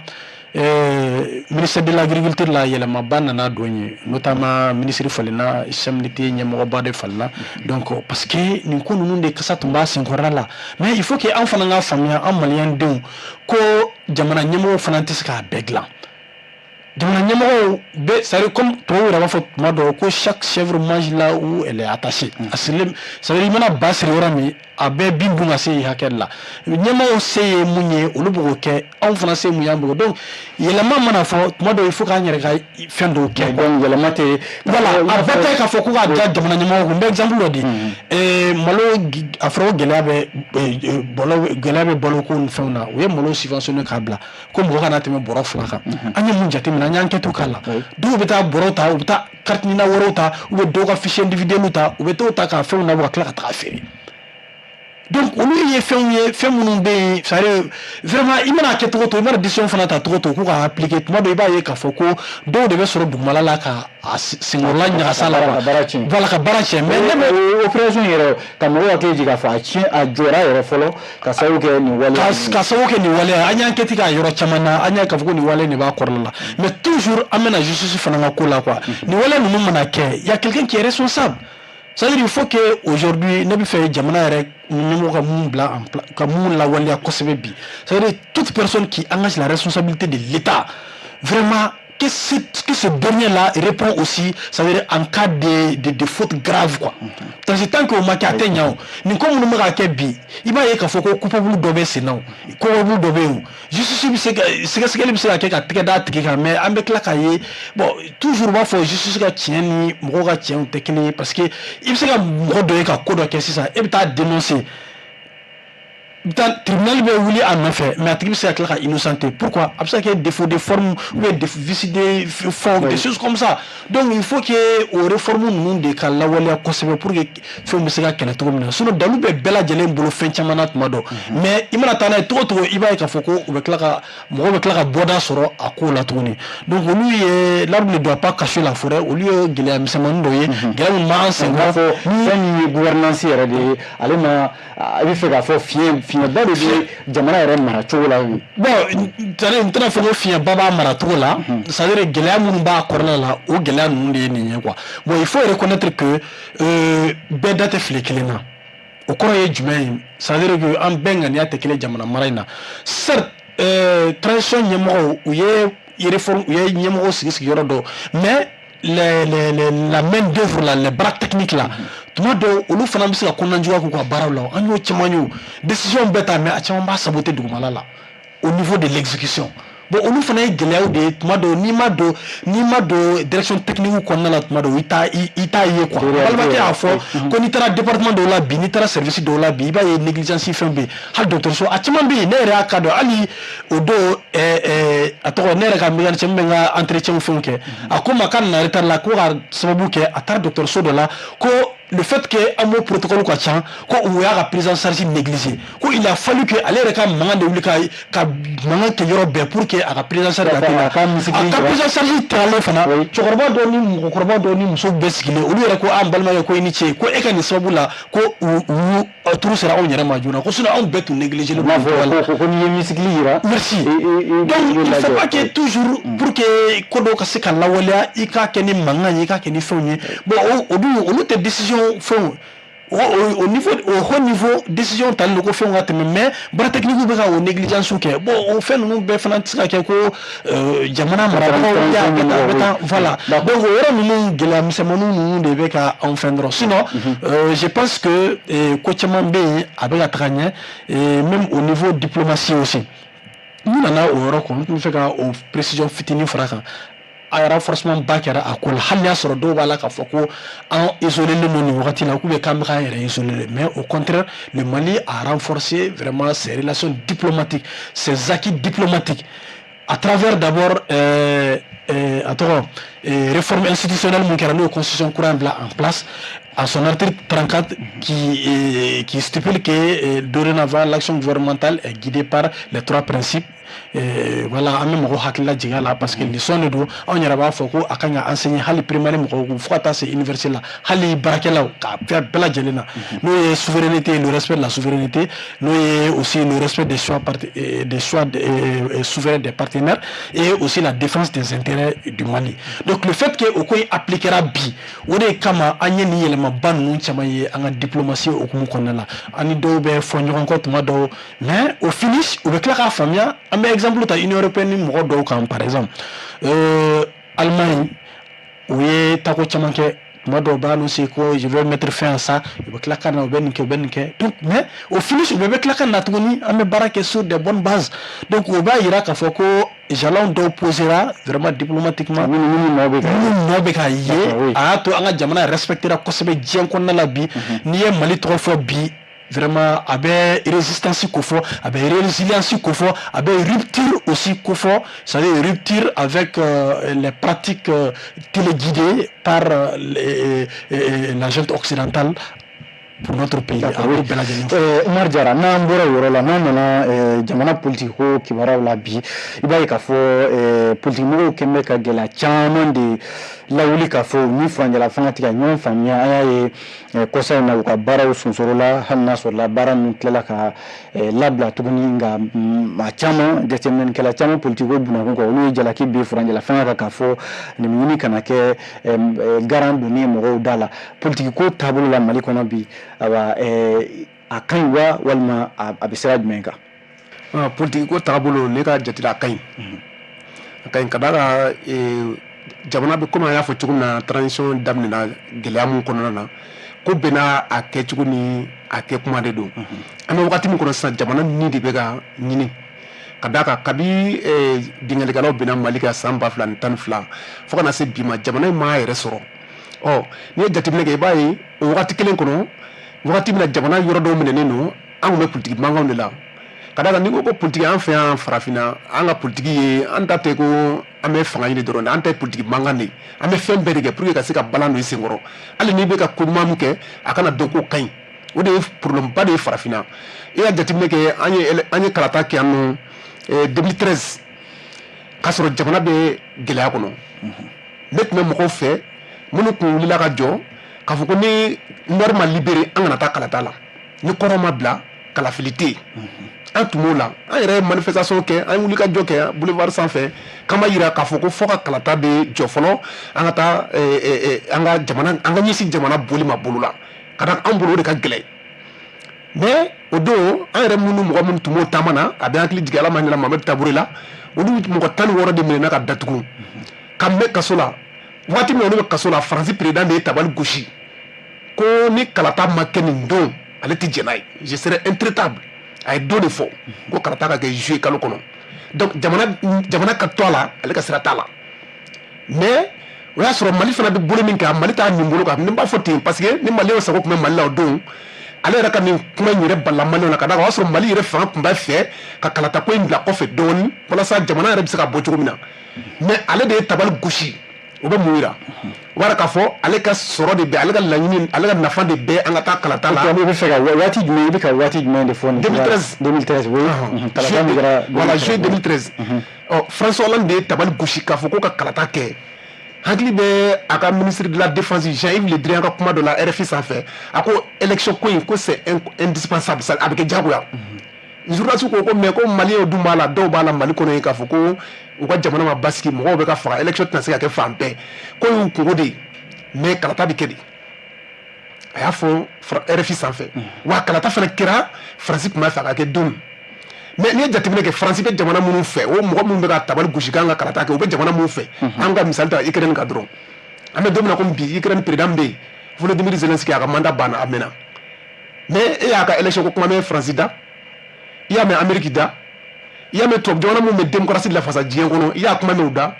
parce que tiɲɛ de tɛ o olu bɛ fɛ dɔrɔn an ka baara dabila an ka jamana ko dabila olu bɛ kojugu mun na o ka se ka ɲɛ sɔrɔ o wagati kɔnɔ an ka taa an kun biri k'an bɛ kalata la o wagati kelen o y'a sɔrɔ olu bɛ ka don a bɛ hakili jigin Jomo Kenyatta ka kuma na u bɛna k'u bɛna bibili yɛrɛ Master Simi ka dɔnkili yɛrɛ la Master Simi y'a ɲɛfɔ anw ye dugukolotigi wagati min na k'i b'i kun kɔrɔta i b'a sɔrɔ an ka dugukolo de b'olu bolo mais bibili de b'an bolo donc an b'o ko kelen de kɔnɔ k'o tɛ ban wa olu bɛ se ka na cogo di ka na a fɔ anw ye Ukraine kelen ye min fɔ u ka ambassadeur min bɛ Sénégal fo Mali a kɔn kosɛbɛ a bi yɛrɛ Mali ni AES ko n'an da bɛna don a la ɲɛfɛ k'a fɔ u ye Ukraine wele diɲɛ kɛlɛ tɔnba ɲɛma o b'a yira k'a fɔ k'i ka kuma k'a da ɲɔgɔn kɔrɔ k'a fɔ bi kuma na Mali bɛ offensive de la wa ou bien Mali bɛ souveraineté ko kɛlɛ de la. voilà a bɛɛ ye souveraineté ko kɛlɛ i n'a fɔ Ismaël Konare y'a fɔ cogo min na ka d'a kan an bɛ yɔrɔ min na komi bi souveraineté min kun minɛna an na n bɛ ka a conséquence de fɔ a ye kɔlɔlɔ mun las'an ma parce que wagati min na jugu bɛ k'an ka jamana dun i n'a fɔ fɛnɲɛnamaninw bɛ ka balo dun cogo min o wagati kelen kɔnɔ an ka jamana ɲɛmɔgɔ bɛ jamana baara dabila ka na k'an bɛna politiki mankan de wuli k'an bɛ karata kɛ o n'a conséquence ni élection namaralaw ni fɛnw o bɛɛ de fara ɲɔgɔn kan n'o de y'an ka problème juguya ka taa i b'a dɔn 2013 ta a ka di ye k'a to k'o rappeler kun min na ni Maliyɛnw kun ɲɛsin jamana bɔli ma bolo la o don e bolo 2013 kalata in kɛra kalata ye min teliyara walima a kuma ka kɛ wa o kɛra sababu ye ka an ɲɛ bɔ jamana libérali de ka jamana bɔli bolo la kida libérali mais n ko Maliyɛn caman bɔra o waati a fɔra kalata min yɛrɛ ɲɔgɔnna ma kɛ Mali la Maliyɛn caman de bɔra ka voter o waati mɔgɔ tun tɛ kɔnɔnafili kɔnɔ mɔgɔ tun bɛ kumayalama de kɔnɔ parce que wagati min na jamana wɛrɛ président de bɛ voter date fɔ a lajɛ kɛ ni souveraineté b'a la i y'a da min kɛ an k'a da Ukraine ta ma sisan komi i yɛrɛ da sera a ma cogo min na o kalata ko kelen ni n y'a kuma fɔ n ko Ukraine ta kɛra sisan ma kalata ko kuma fɔ yen Ukraine fana filɛ ka bingali min kɛ Mali kan sisan n'i ye tubabu ka fɛnw ta e b'a kuma n'o da wa hali kunu bɛ ka tubabu ka kunnafonidiso dɔw ye u bɛ k'a fɔ ko wɛ ko Mali ni Niger ni Burkina ye Ukraine jalaki k'olu bɛ ka terroristes soutenir bon e ka nin kuma fɔcogo lajɛ bani alors que Ukraine de a revendiqué o l'Ukraine a revendiqué des attentats au Mali donc actif k'a fɔ ko Mali ni Burkina Niger ye Ukraine tɔgɔ fɔ non Ukraine yɛrɛ de y'a yɛrɛ tɔgɔ fɔ k'olu y'a kɛ bon i y'a ye donc an bɛ fɛ ka ne bɛ fɛ ka min fɔ nin yɔrɔ la dɔrɔn e k'a fɔ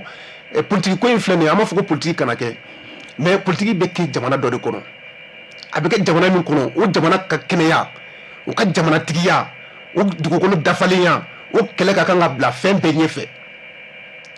a ma misali ta an bɛ ka Ukraine ta dɔrɔn kasi karamɔgɔ démocratie karamɔgɔ tɛ de bɛ ka démocratie karamɔgɔ ninnu de bɛ ka Ukraine lafasa bi mais kalata kuma kɛ yen mais pourtant président bɛ yen nɔ a tɛ mandat kɔnɔ mɔgɔ tɛ k'o fɔ k'o ye dictateur ye o mais munna o bɛna kuma caya anw da la ko anw tɛ ka kalata kɛ donc n b'a fɛ dɔrɔn mɔgɔw k'u hakili kɛ k'u yɛrɛ lajɛ dɔrɔn ka dɔn k'a fɔ mɔgɔ wɛrɛ tɛna anw ta kɛ an yɛrɛ place la an ka ɲɛsin an ka jamana ma an ka jamana bɔ a la cogo min na ne kɔni bɛ min ɲini transition mɔgɔw fɛ hali sisan u k'u ɲɛsin hali sisan lakanako in o de y'an ka gɛlɛya ye n'o banna dɛ a tɔ ninnu a kana baliya una ɲini bandolo la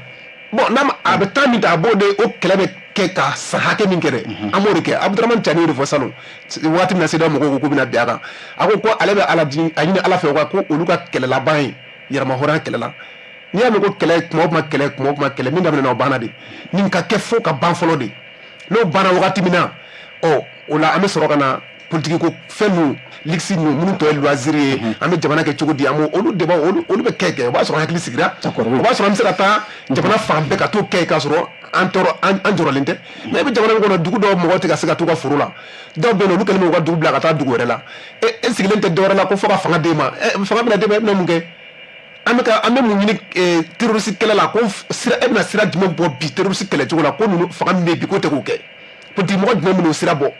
u kun ye sira min bɔ politicien kun ye sira min bɔ fɔlɔ n'o kun ye faransi ta ye o échec ma dogo mɔgɔ la o mɔgɔ ma faransi kɛ koyi n ko Macron yɛrɛ de ko k'u bɛ taa u y'a dɔn o dɛsɛra don san 10 kɔfɛ français o y'a sɔrɔ français ka dɔnnibagaw bɛ k'a f'u ye ko la présidence prolongée ko ça a des conséquences ko mɛnna yan kojugu olu mɛnna mais résultat tɛ yen mais ninnu bi an jɔlen don an kolo la an tɛ ka kunna da mɔgɔ fɛ k'a fɔ ko n'olu tɛ k'an tɛ balo bi an ka jamana bɛ k'a yɛrɛ jɔ a kolo la wali mɔgɔw tɛ an ka jamana dugukolo kan k'u bɛ ka kɛlɛ kɛ an place la ko fɔ an yɛrɛ de bɛ ka an ka jamana jɔ a ko la ka kɛlɛ kɛ an ni minnu ye ɲɔgɔn faamuya i n'a fɔ an ni Niger ni Burkina ka ɲɔgɔn dɛmɛ ka se ka an yɛrɛ bɔ bolo la kɛlɛ yɛrɛ tɛ yen nɔ kɛlɛ min ka ɲi ka tɛmɛ an bɛ ka min kɛ bi kan wa politique taasira tɛ yen taasira min bɛ se ka na sira bɔ an ka gɛlɛya la sira min bɛ ɲɛ ka tɛmɛ nin sira in kan. Awɔ Ismaila Fane politique ko taabolo la e ɲɛ b'a ko la cogo di jamana politique maaw ani fangala fanga cɛ hali n'a sɔrɔ la ko in bɛɛ bɛ laban o cogoya la kalata ka kɛ kalata fɔra septembre tɛmɛnen hali sisan ko ka bɔ a dɔgɔ kɔrɔ politique mɔgɔw yɛrɛ ni fangala fanga ka ɲɔgɔn faamuyabaliya caman bɔra o yɔrɔ ninnu na fo kana kɛ yɛrɛ dialogue kɛra sigikafɔ minnu bɛ yen ni politique mɔgɔw caman ma y'a kɛnɛ kan nka caman y'a jira k'a fɔ ko olu politique mɔgɔw bɛ yen bi u da tigɛ don ko la an y'a ye fangala fanga in kɔnɔ ayiwa mankan de cayara kosɛbɛ politique mɔgɔw ni transition cɛ o tun ka kan wa walima baara taabolo ye o ka jate la. n'i ko ne yɛrɛ ka note d'u ma 20/20 n bɛ 20/20 d'u ma ka tila k'u wele ka cadeau d'u ma. jɔnni ma. transition ma u ye mun kɛ politicien ninnu na u jobu la bi u jobu la sini an bɛ gɛlɛya o gɛlɛya kɔnɔ olu don ka da sababu jumɛn kan n'a fɔra jeli le bɔnna démocratie ɲinini na o démocratie ka sɔrɔ aw ma se ka démocratie minɛ n'aw bolo fila ye ka o maintenir cogo min na coup d'état ko kuma yɛrɛ kana kɛ Mali kɔnɔ fiyewu coup d'état o coup d'état kɛra Mali kɔnɔ i b'a sɔrɔ Mali parti politique dɔ da b'a la n'a t'a kɛnɛ k'a ka financement b'a la wa a ka kola bɛnɛ dɔ b'a la donc kɔlɔjugu yiri dɛ o de binnu yɛrɛ kan o la an b'a fɔ ko sɔrɔsiw an bɛ don min na ko bi ma mɔgɔ yɛrɛ fɔ dɛ an bɛ don min na ko bi u jogu la bi u jogu la sini wa o kana wuli dɛ parce que olu y'an se nin bɛɛ ma ni k'u jɔ u jɔyɔrɔ la démocratie ka se ka maintenir parti politique bɛɛ tɛ mais kɛrɛnkɛrɛnnena parti politique ba minnu ni u ka députés bɛ assemblée kɔnɔ parti politique ba minnu ni conseillers b'u bolo mairie ni fɛnw na n kan bɛ olu de ma olu y'an se ni gɛlɛya in bɛɛ kɔnɔ parce que u ye démocratie bafoué u y'an ka constitution u y'o bafoué donc minnu k'u jɔ o jɔyɔrɔ la mɔgɔ si ka laɲini tɛ coup d'état ka kɛ jamana kɔnɔ fo k'i di o transition kɔnɔ wa n b'a fɔ fɛnɛ ne ka laɲini tɛ foyi ye an ka taa élection na an ka bɔ transition kɔnɔ parce que plus i bɛ transition kɔnɔ plus ni gɛlɛya de bɛ ɲɔgɔn na. o ye politique mɔgɔw fana ka laɲini ye. non ne bɛ ka mun fɔ politique mɔgɔw ta ne c'est-à-dire politique mɔgɔw ka kule n y'o de jaabi d'i ma i y'a faamu sinon k'a fɔ k'u ka laɲini ye élection an bɛ taa élection na o mais n bɛna kuma ni n balimakɛ ka Jara ka rebodi Jara ka kuma dɔ kan an bɛ degun o degun na bi k'a daminɛ IBK tile fo ka na se bi ma a bɛɛ bɔra 2013 coup d'état in de la coup d'état bidon coup d'état yɛrɛ tun mana ka kɛ cogoya si. Président mun ko a m'a fɔ k'a tɛ élection organisée président mun y'a ɲini k'a fɔ k'a bɛna élection organisée ka wagatiw fɔ ka sigikafɔ ni fɛnw bɛɛ kɛ kalo damadɔni a ka régime minɛ a ka mana bɛ ban ka taa coup d'état fu dɔ ta ka ko la k'an don galama kɔnɔ a tɛ ka taa na gouverneur tun bɛ Kidali o a tɛ ka taa na an ka sɔrɔsiw tun bɛ Kidali o dagalen kun don mais o coup d'état mun nana kɛ en 2013 kana 2012 kana an da don kuma na n ko o de an ka sɔrɔsiw la bɔ Kidali u bɔlen Kidali o de bɔnbagaciw ni bandi zarimu n'a façon bɛɛ la don Kidali u ka se ka taa Tawudenu ni Tesalidu ni Gawo Tɔnbukutu ka taa Masiba jigi an kan an b'o de kɔnɔ Ibrahima Boubacar Keïta mina fanga ta waati Ala ka ɲin'a na a y'a essayer ka an bɔ o gɛlɛya in de kɔnɔ fo ka na se yani ka se Ibrahima Boubacar yɛrɛ ma fo ka na se transition ma jamana bɛ k'o transition piloter wagati min na n'a kun k'an bɛ fanga to k'an tɛ taa élection na o wagati ko ka fanga to mɔgɔ parce que fanga tun ye fila de ye jamana ka fanga bɛ yen et maintenant Balibu yɛrɛ fana ka fanga bɛ yen minnu ye coup d'état kɛ n'o ye Amadu Aya Sanogo ye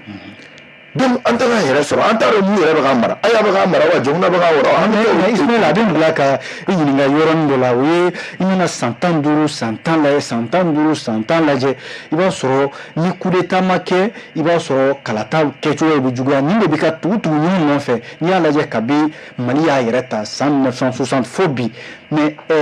ni jalaki bɛ se ka ta yɔrɔ jumɛn k'a fɔ ko Mali ma se k'a yɛrɛ sɔrɔ sabu an bɛ ka baro fɛn fɛn kɛ sisan a bɛ ka munumunu coup d'état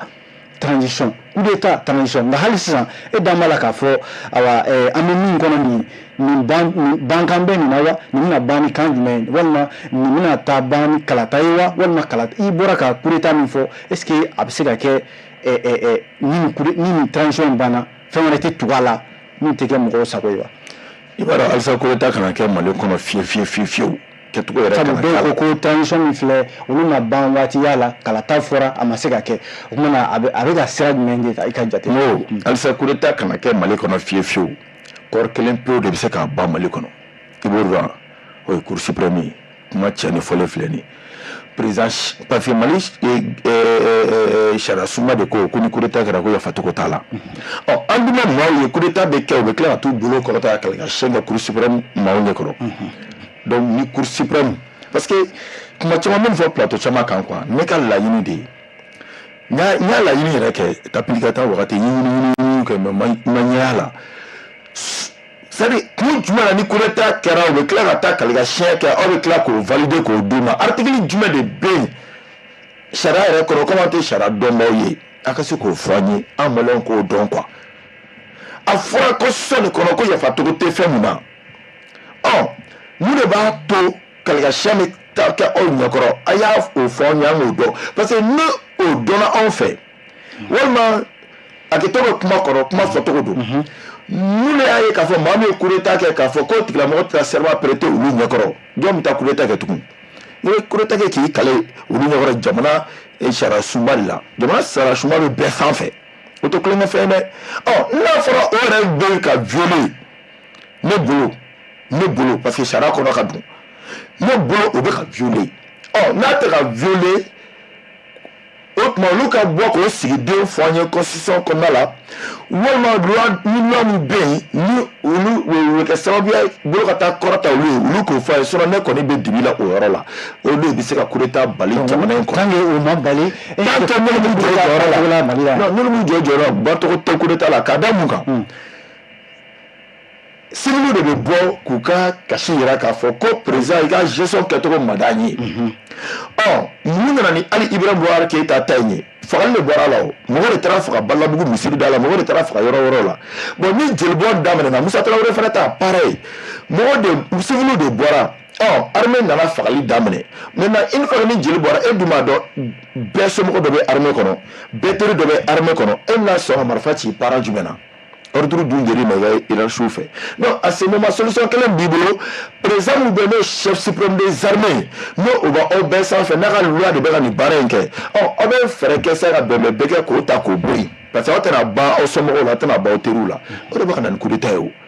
o de b'a to sɔrɔsiw bɛ ka na sigi an kɔnɔ. donc i bɛ fɛ k'a fɔ Mali yɛrɛ de la sariya yɛrɛ de ye gɛlɛya ye. sariya de tɛ ka respecté an ka constitution de tɛ ka respecté o de bafoué don sinon ne o donna da la diɲɛ don o don coup d'état ko kuma tɛ yen donc i b'a ye k'a fɔ jamana bɛ jamana la coup d'état tun bɛ se ka kɛ yen o Sénégal tout près ka Macky Sall to yen Bɔkabi ni fɛnw kɛra Bɔkabi kɛra mɔgɔ nɔfɛ n'o ye Sanko ye a ye mun fɔ a tɛ fɛ armée k'i da don nin ko la donc u k'a to démocratie ka respecté. Maintenant, en fait, donc démocratie a respecté. À ce niveau d'homme, il est quand M5 Koumna n'a pas famille. Parce que le leader era Koumalano et Semasi Yamane Mahmoud Dikoye. Là, il y a qu'à faire. Ante Chema Kolafla, mais premier ministre de Kabou. Donc, on va y avoir qu'à faire ce qu'il y a fait pour que solution Koumna soit ce qu'il y a fait là.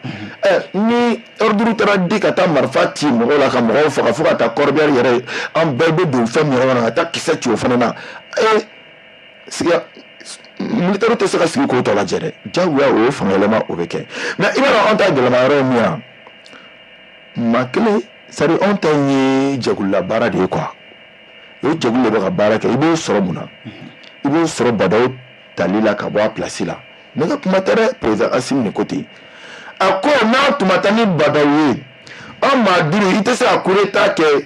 ka to ten i ka vie bɛ danger la. Ali somɔgɔw ka vie bɛ danger la n'i nana mɔgɔ fila ta ka bɔ o jɛkulu kɔnɔ ni Ala tun ma fara an kan o tun bɛ kɛ fugulanbilenmatigiw ni bureaurusiw ni berefɛrɛw ka ko ɲɔgɔn ye donc il fallait qu'an Badawu labɔ yen donc o kɔrɔ ko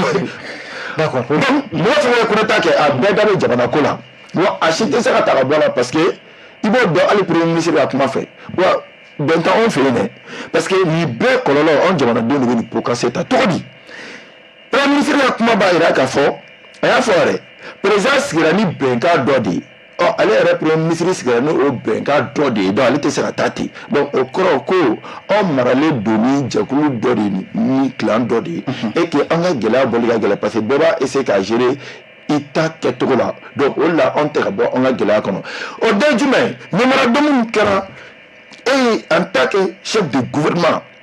gɛlɛya bɛ jamana kɔnɔ ni e ka taa yɛrɛ fɔ ko ni gɛlɛya bɛ e yɛrɛ tilala k'o kosonne fo ka taa kɛ kiiri tigilamɔgɔw ye o tigilamɔgɔ i ka mɔgɔ dɔw minɛ o kuma fɔli la e y'o tiɲɛ tigi la tuguni e dun b'an ka gouvernement ɲɛmɔgɔ la jusqu'à présent o tuma jɔn bɛ ka yɛlɛ jɔn ma. Oui, Diallo bɛɛ kuma cayara non caman di ma ka tɛmɛ ne b'a jateminɛ o n bɛna kɔrɔnɔ jateminɛ kɔnɔ liberté d'expression nkalon t'a la hali an bɛɛ bɛ ka kuma i ka plateau kan an bɛɛ bɛ ka réserve kɛ ka da mun kan parce que démocratie liberté d'expression a bɛ ɲini ka na bɔ fiyewu jamana in kɔnɔ filɛ ni gɛlɛya mana ci bɔrɔ bɛ don i kunna n'a donna i kunna ko wɛrɛ bɛ yen et maintenant adamaden kuturu jamana bɛ insécurité kɔnɔ adamaden kuturu de bɛ minɛ ka tunu ten o tɛ tila k'a fɔ kun na o minɛkun jɔn de y'a minɛ mɔgɔ dɔw bɛ se ka taa conflit bɛ ni dɔ cɛ o bɛ se ka taa bɔrɔ ta k'o don i kunna a bɛ kɛ bɛɛ ɲɛna k'a fɔ ko fanga tigilamɔgɔw don hali n'a y'a sɔrɔ n'a b'a jira officiellement k'olu fɛn ye olu ye fɛnw ye an ka kiiri tigilamɔgɔw kana k'u yɛrɛ autosaisir la ka se ka kangari gɛlɛn na olu bɛ se ka ban cogo min na donc ka bɔ kuma kɔnɔ ne jigi tigɛra yɔrɔ min na an ka procureur dɔ yɛrɛ ɲɛmaa dɔ y'a jira k'a fɔ tribunal dɔ la ko hali ni gɛlɛya bɛ i kan e kana kule k'a fɔ ko président ko ni gɛlɛya bɛ n kan k'e ka kuran ko k'i ka o fɔ ni majigin dɔ ye o exemple Diallo nin ye ne jigi misɛnya donc nin bɛ mɔgɔ la siran jamana liberté d'expression ye parce que mɔgɔ minnu kɛra ka anw sauver minnu yɛrɛ ka menace nana kɛ anw na nin cogo la tantɔ a bɛ mɔgɔ la siran vraiment k'a yira est-ce que an t'a yɛrɛ est-ce que démocratie tɛ ka bɔ fiye jamana in kɔnɔ. D'accord, oui. Sega o bɛ n bila k'i ɲininka k'a fɔ fanga in daminɛ ni sisan cɛ jɛkulu min wulila M5 RFP olu tila cogo min na ka na fanga in kɔnɔna la ka na se Ismaila da sera ma sa premier ministre yɛrɛ ale yɛrɛ nin fɔ mɔgɔw M5 RFP olu ka memorandum ka na se awa olu minɛni ma awa ani politique mɔgɔ minnu minɛna sisan awa fanga in dɔw ko premier ministre min bɛ baara la bi ko ani sɔrɔdasiw tɛ ka ɲɔgɔn ye nka ale premier ministre kelen yɛrɛ tilala k'a fɔ ko awa sɔrɔdasiw ka dɛmɛ hali n'a sɔrɔla a kɛrɛfɛmɔgɔw a ko k'u ye kuma min fɔ ko a jɛna n'a ye ni fanga in e ɲɛ b'a a bɛ ka mara cogo sugu jumɛn na. Jalo ne fɛ mɔgɔw ka mun faamuya i b'a dɔn gɛlɛya misɛnmanin caman bɛ mɔgɔw senkɔrɔla la bi il faut qu'an ka faamuya k'a fɔ ko jamana in bɛ janfaba dɔ de kɔnɔna la quoi i b'a dɔn bɛɛ conséquence de nin i y'a mɛn mɔgɔ bɛ dutu de liberté d'expression ko la bi jamana bɛ kɛlɛ kɔnɔna la an bɛɛ lajɛlen jɛra ni o ye on est tous unanimes là-dessus ko jamana bɛ guerre kɔnɔna la bon ni jamana bɛ guerre kɔnɔna la c'est à dire kɛlɛ bɛ kɛlɛ la i diyagoyalen don c'est à dire i diyagoyalen tɛ ka olu kɛ parce que i mana kɛ tu vas faire profiter o kɛlɛ mina dɔ de profiter o ye jɔn ye o ye an bɛɛ jugu de ye an b'a fɔ ko an bɛ to ka fɛn dɔ fɔ ko baw ka ɲɔgɔn tu sulu kɔnɔ ko ka fisa ni suruku donni y'o kan quoi donc o fɛn c'est à dire toujours n'an bɛ fɛn o fɛn kɛ bi jamana in ko la c'est à dire an ka to ka hakili to o yɔrɔnin na dɔɔnin quoi n bɛna fɛn mun dénoncer n bɛna fɛn mun kɛlɛ kɛ n bɛna kuma mun bɔ n da kɔnɔ est-ce que ça va faire profiter à qui alors que anw bɛ guerre kɔnɔna la bi donc o ye fɛn dɔ ye an ka kan mun faamuya kosɛbɛ donc o tɛmɛnen ka bɔ yen i da don premier ministre ka kuma min na sisan bon premier ministre mɔgɔw de bɛ ka u yɛrɛ sɛgɛn premier ministre n'est pas rassembleur dɛ a tɛ ka mɔgɔw fara ɲɔgɔn kan dɛ a bɛ taa a ka bɔ yen a ka olu ne bolo ninnu bɛɛ ye diversion de ye quoi premier ministre b'a ka baara de la baara bɛ ka kɛ cogoya min na bi bɛɛ b'a ɲɛ dɔn fanga bɛ mɔgɔ min bolo bi bɛɛ b'a dɔn donc au lieu de s'attaquer pardon au premier ministre, vous savez, on va tout attaquer Assimi yɛrɛ la siɲɛ kelen. Assimi de premier ministre bila premier ministre a bɛ kuma c'est quelqu'un il parle a bɛ kuma n'a bɛ kuma fana a yɛrɛ bɛ fɛn bɛɛ ɲɛfɔ ko ale yɛrɛ fana bɛ kuma pour que mɔgɔw k'a faamuya halisa a bila nin fɛn bɛɛ la k'a fɔ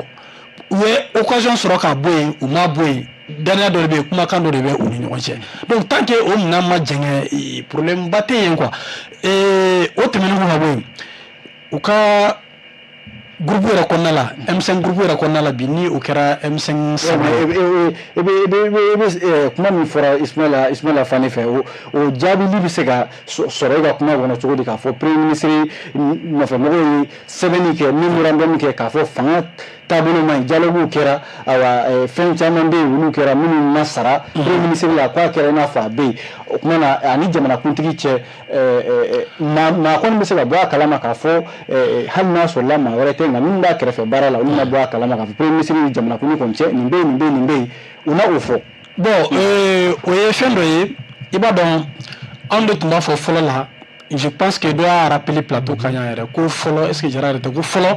ko décision ba minnu tun bɛ ta ko a caman bɛ ye place publique la ou bien des trucs confidentiels a bɛɛ bɛ ye place publique la des choses comme ça bon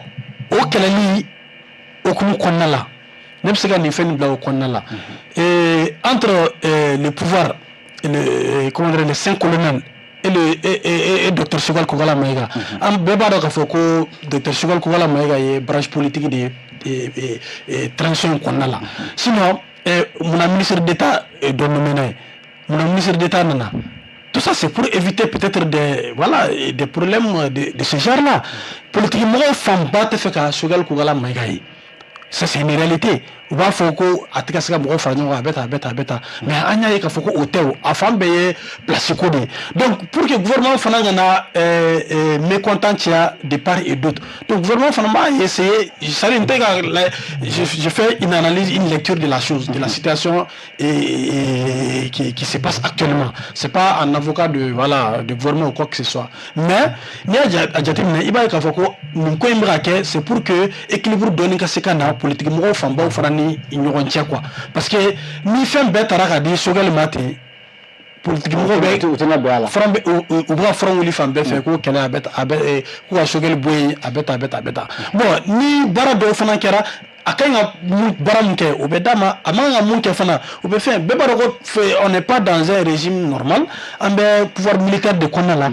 militaire hakili la jamana in bɛ mara cogoya a bɛ ɲa cogoya mun na donc u bɛ baara kɛ n'o de ye fo an ka sɔn o yɔrɔ fana ma quoi k'a fɔ ko c'est vrai an ma démocratie abrogée mais an ka faamuya fana k'a fɔ ko an bɛ sɔrɔsi fanga la quoi ce qui veut dire que fɛn bɛɛ tɛ se ka taa politiquement fɛn bɛɛ tɛ se ka sara politique mɔgɔ fana na premier ministre ye politique mɔgɔ de ye o an tɛna an dogo ɲɔgɔn na c'est un homme politique avant tout donc ni fɛn mun bɛ yen ni u yɛrɛ y'a estimer k'a fɔ ko o bɛ se ka kɛ k'a sɔrɔ ale tɛ a bɛ kɛ ni a kɛra fana a yɛrɛ y'a fɔ si ni fɛn mun ye kɛra k'a ɲɛfɔ ale ɲɛna ni mun sarala la a b'a ka hakilina di a la wa ni ma sara la fana ni o considère o ye mara o ye an mago bɛ mara min na est-ce que o coordination mais an bɛ kɛlɛ de kɔnɔna la o ni wagati in tɛ k'a fɔ ko diyagoya fɛn bɛɛ ka sara bɛɛ la walasa ka se ka baara bɛɛ kɛ ou walasa baara bɛɛ ka se ka ɲa non u bɛ fɛ ka fɛn dɔ de fɛn an balimakɛ y'a fɔ sisan an bɛ fɛ ka bɔ transition kɔnɔna la an bɛ transition min kɔnɔna la c'est pas éternel wagati min fɔra a wagati ma se fɔlɔ charte ko transition kun bɛ cɛ ni élection ye a fɔra fana ko on va se baser sur les résolutions des assises nationales pour la refondation donc o wagati jusqu'à présent ne b'a bisigi k'a fɔ k'an b'o wagati kɔnɔna la parce que a fɔra k'an bɛ se ka taa fɔ san 5 donc an b'o kɔnɔna la donc o temps kɔnɔna la n'an ko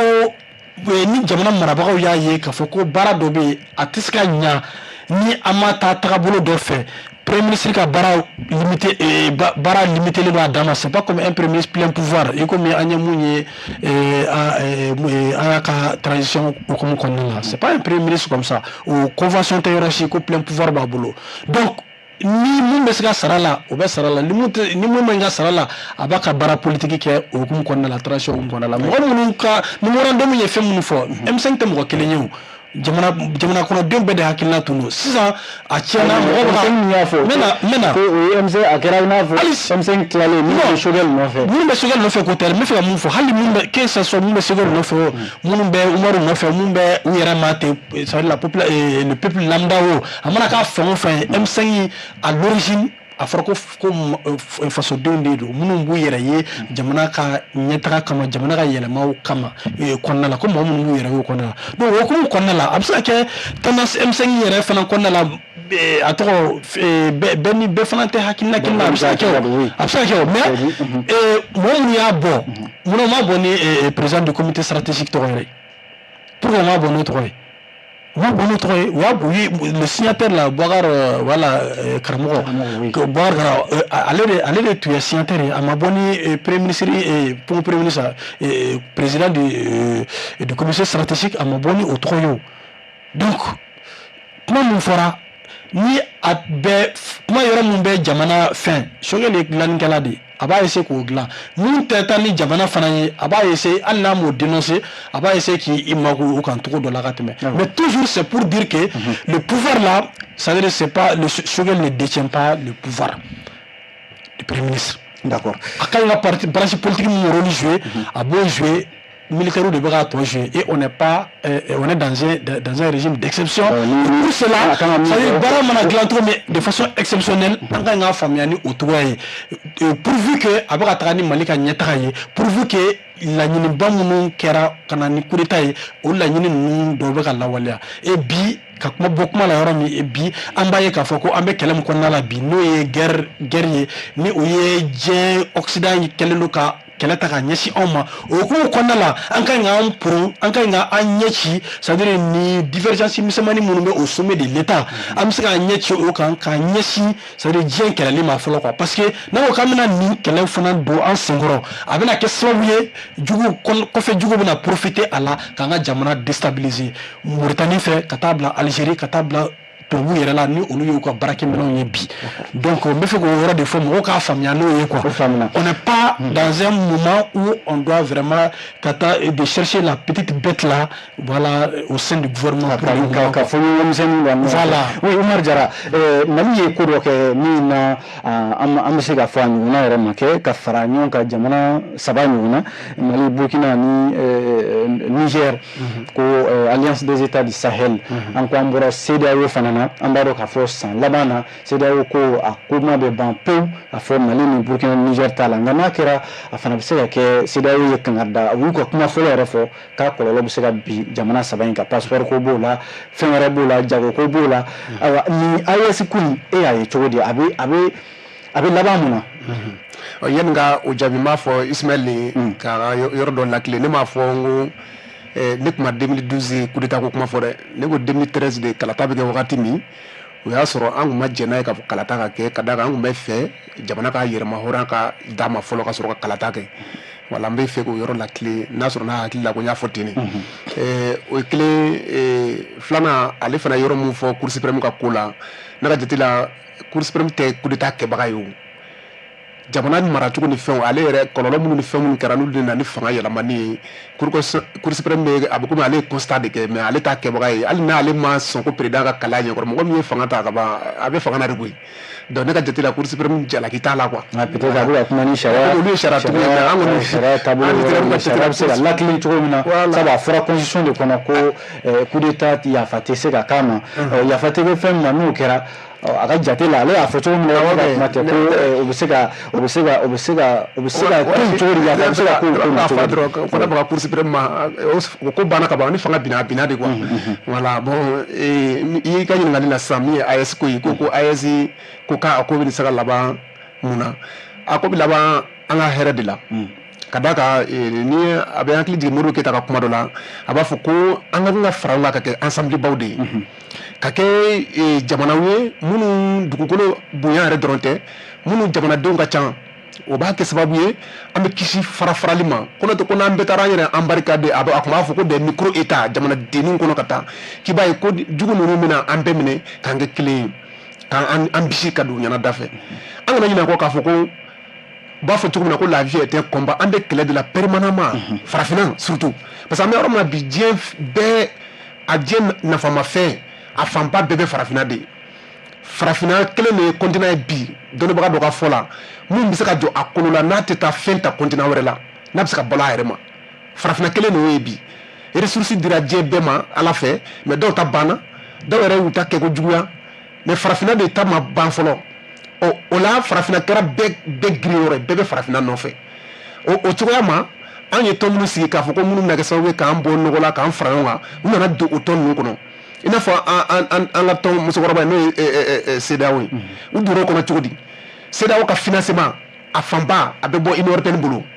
u ka ɲɔgɔn ye hali u ka secrétaire permanent n'a bɛ ɲɔgɔn ye bɛ kɛ CEDEAO mɔgɔ bɛ kɛ yen a dan ye salon ɲankuma u bɛ ka réunion min kɛ Abuja an ɲɛ bɛ tubabu caman sigilen na salle kɔnɔ olu bɛ ka décision ta u fɛ u ka décision na laban mun na k'u bɛ taa ka taa sɔrɔsiw bila ko ka taa bi Niger kan u ye o tɔn est-ce que o ye farafinna ka tɔn ye wa est-ce que o tɔn o bɛna se ka farafinnadenw ka haminako o kɛlɛ kɛ wa est-ce que o tɔn o bɛna se ka farafinna yɛrɛma hɔrɔnya d'a ma a ka se ka fara ka bɔ tubabu na tubabu minnu bɛ ka a financer wa olu dun ma fɛ de k'a bisi ka don a ɲɛna da fɛ CEDEAO nana kɛ duniya an kun doni min yɛrɛ bɛ kɛ sababu ye k'a yɛrɛ ka tɔnw minɛ ka di kɔkanmɔgɔw ma a dan ye wagati min na ko k'u bɛna kɛlɛ bin Niger kan Faransi ye déclaration kɛ k'a b'u soutenir k'a b'a la a fɛn bɛɛ a kɛra sanction ye o a kɛra marifa ye o k'a b'a la u ma dan o ma dɛ k'u bɛ tila ka taa Nations Unies na ka taa diɲɛ bɛɛ sen don a la Faransi ye résolution bila ka taa Nations Unies na o pour que ka Niger kɛlɛ diɲɛ bɛɛ ka jɛ ka Niger kɛlɛ mais Niger ma fɛn kɛ Faransi la o an fana ta kɛra ten Faransi ye résolution don an kama a bɛ siɲɛ 3 bɔ pour que ka se ka kɛlɛ bin an kan pour que ka se ka an ka jamana bisi Diallo a bɛ hakili jigin 2011 19 mars 2011 ni Faransi bombardement daminɛ Libye hakili b'a la don dɔ la RFI delila ka débat dɔ sigi a débat kɔnɔ u bɛna ɲininkali kɛ ko yala farafinna ka kan ka farafin jɔyɔrɔ bɛna kɛ jumɛn ye Libye kɛlɛ la mais en réalité u tun bɛ fɛ ka yɛlɛ farafin de ma u y'an ka président kɔrɔ muso wele n'o ye Adama Konare u ko madame Adama Konare comme vous êtes ancienne militante de la démocratie ba u bi i sukaro de quoi ni ma kɛ hakilima ye dɔrɔn u bɛ taa n'u ye quoi ko bon e yɛrɛ démocratie lafasabagatɔ e bɛ mun fɔ nin na Adama ko bon ni ko ninnu nacogo cɛ ka ɲi cogo min na n'i ye historien ye a ko ne ye historien de ye n'i ye histoire ta ka bɛn ɲɛkɔrɔ i b'a ye ni ɲɔgɔnnaw delila ka kɛ ka tɛmɛ don dɔ la tubabu bɛna k'a fɔ k'u bɛna aw dɛmɛ i n'a fɔ a ye misali ta min kan i n'a fɔ an b'an colonisation bɛ daminɛ waati min ko tubabu nana de k'u bɛna farafinw bɔ bolo la parce que k'an ka masakɛw bɛ an bisi damɔsɔn ninnu ni fɛn ninnu k'u tɛ sikaso cɛba u tɛ ɲuman kɛ donc k'u bɛna an bɔ bolo la k'an développer k'an émanciper mais ko o nana laban mun na u ka san 70 mara kɔnɔ na Mali kɔnɔ u ye mɔgɔ min faga n'i y'an ka wuraw bɛɛ ka fanga fara ɲɔgɔn kan u ka fagalen ma o bɔ o dun ta u ye mun déporter ka taa u ye mun ta ka taa n'u ye yɔrɔ wɛrɛw la ka minnu kɛ fɛn wɛrɛw ye o t'o la ko donc ni ale min ye historien ye ale fɔlɔ de ka kan ka siran c'est pas parce que ale bɛ ka démocratie lafasa mais démocratie ko kuma tɛ farafinna de bɛna si la tunu Adama Konare y'o kuma fɔ an b'a fɔ kosɛbɛ bon o kelen de bɛ ka na farafinna bi tuguni o bɛna don anw kan ko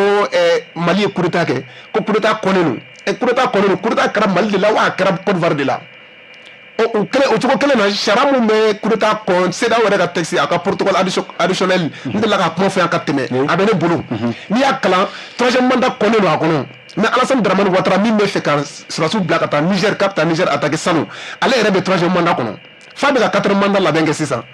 o kuma tɛ yen a bɛ komi n ye tubabu ka hypocrisie u ka nɛnfilatigiya fɔ i ye Ukraine ta la cogo min na n ye Ukraine ta fɔ misali dɔrɔn de kama u bɛna girin min kɛ anw da la yan nɔ ko anw ka élection kɛ k'anw ka démocratie kɛ ni tugu tubabu ɲɔgɔn de don ni gɛlɛya b'a da la u t'o kuma fɔ ye AES bɛ se ka se nin bɛɛ la k'i jɔ i yɛrɛ kolo la cogo di ka nin i jɔ i yɛrɛ kolo la ka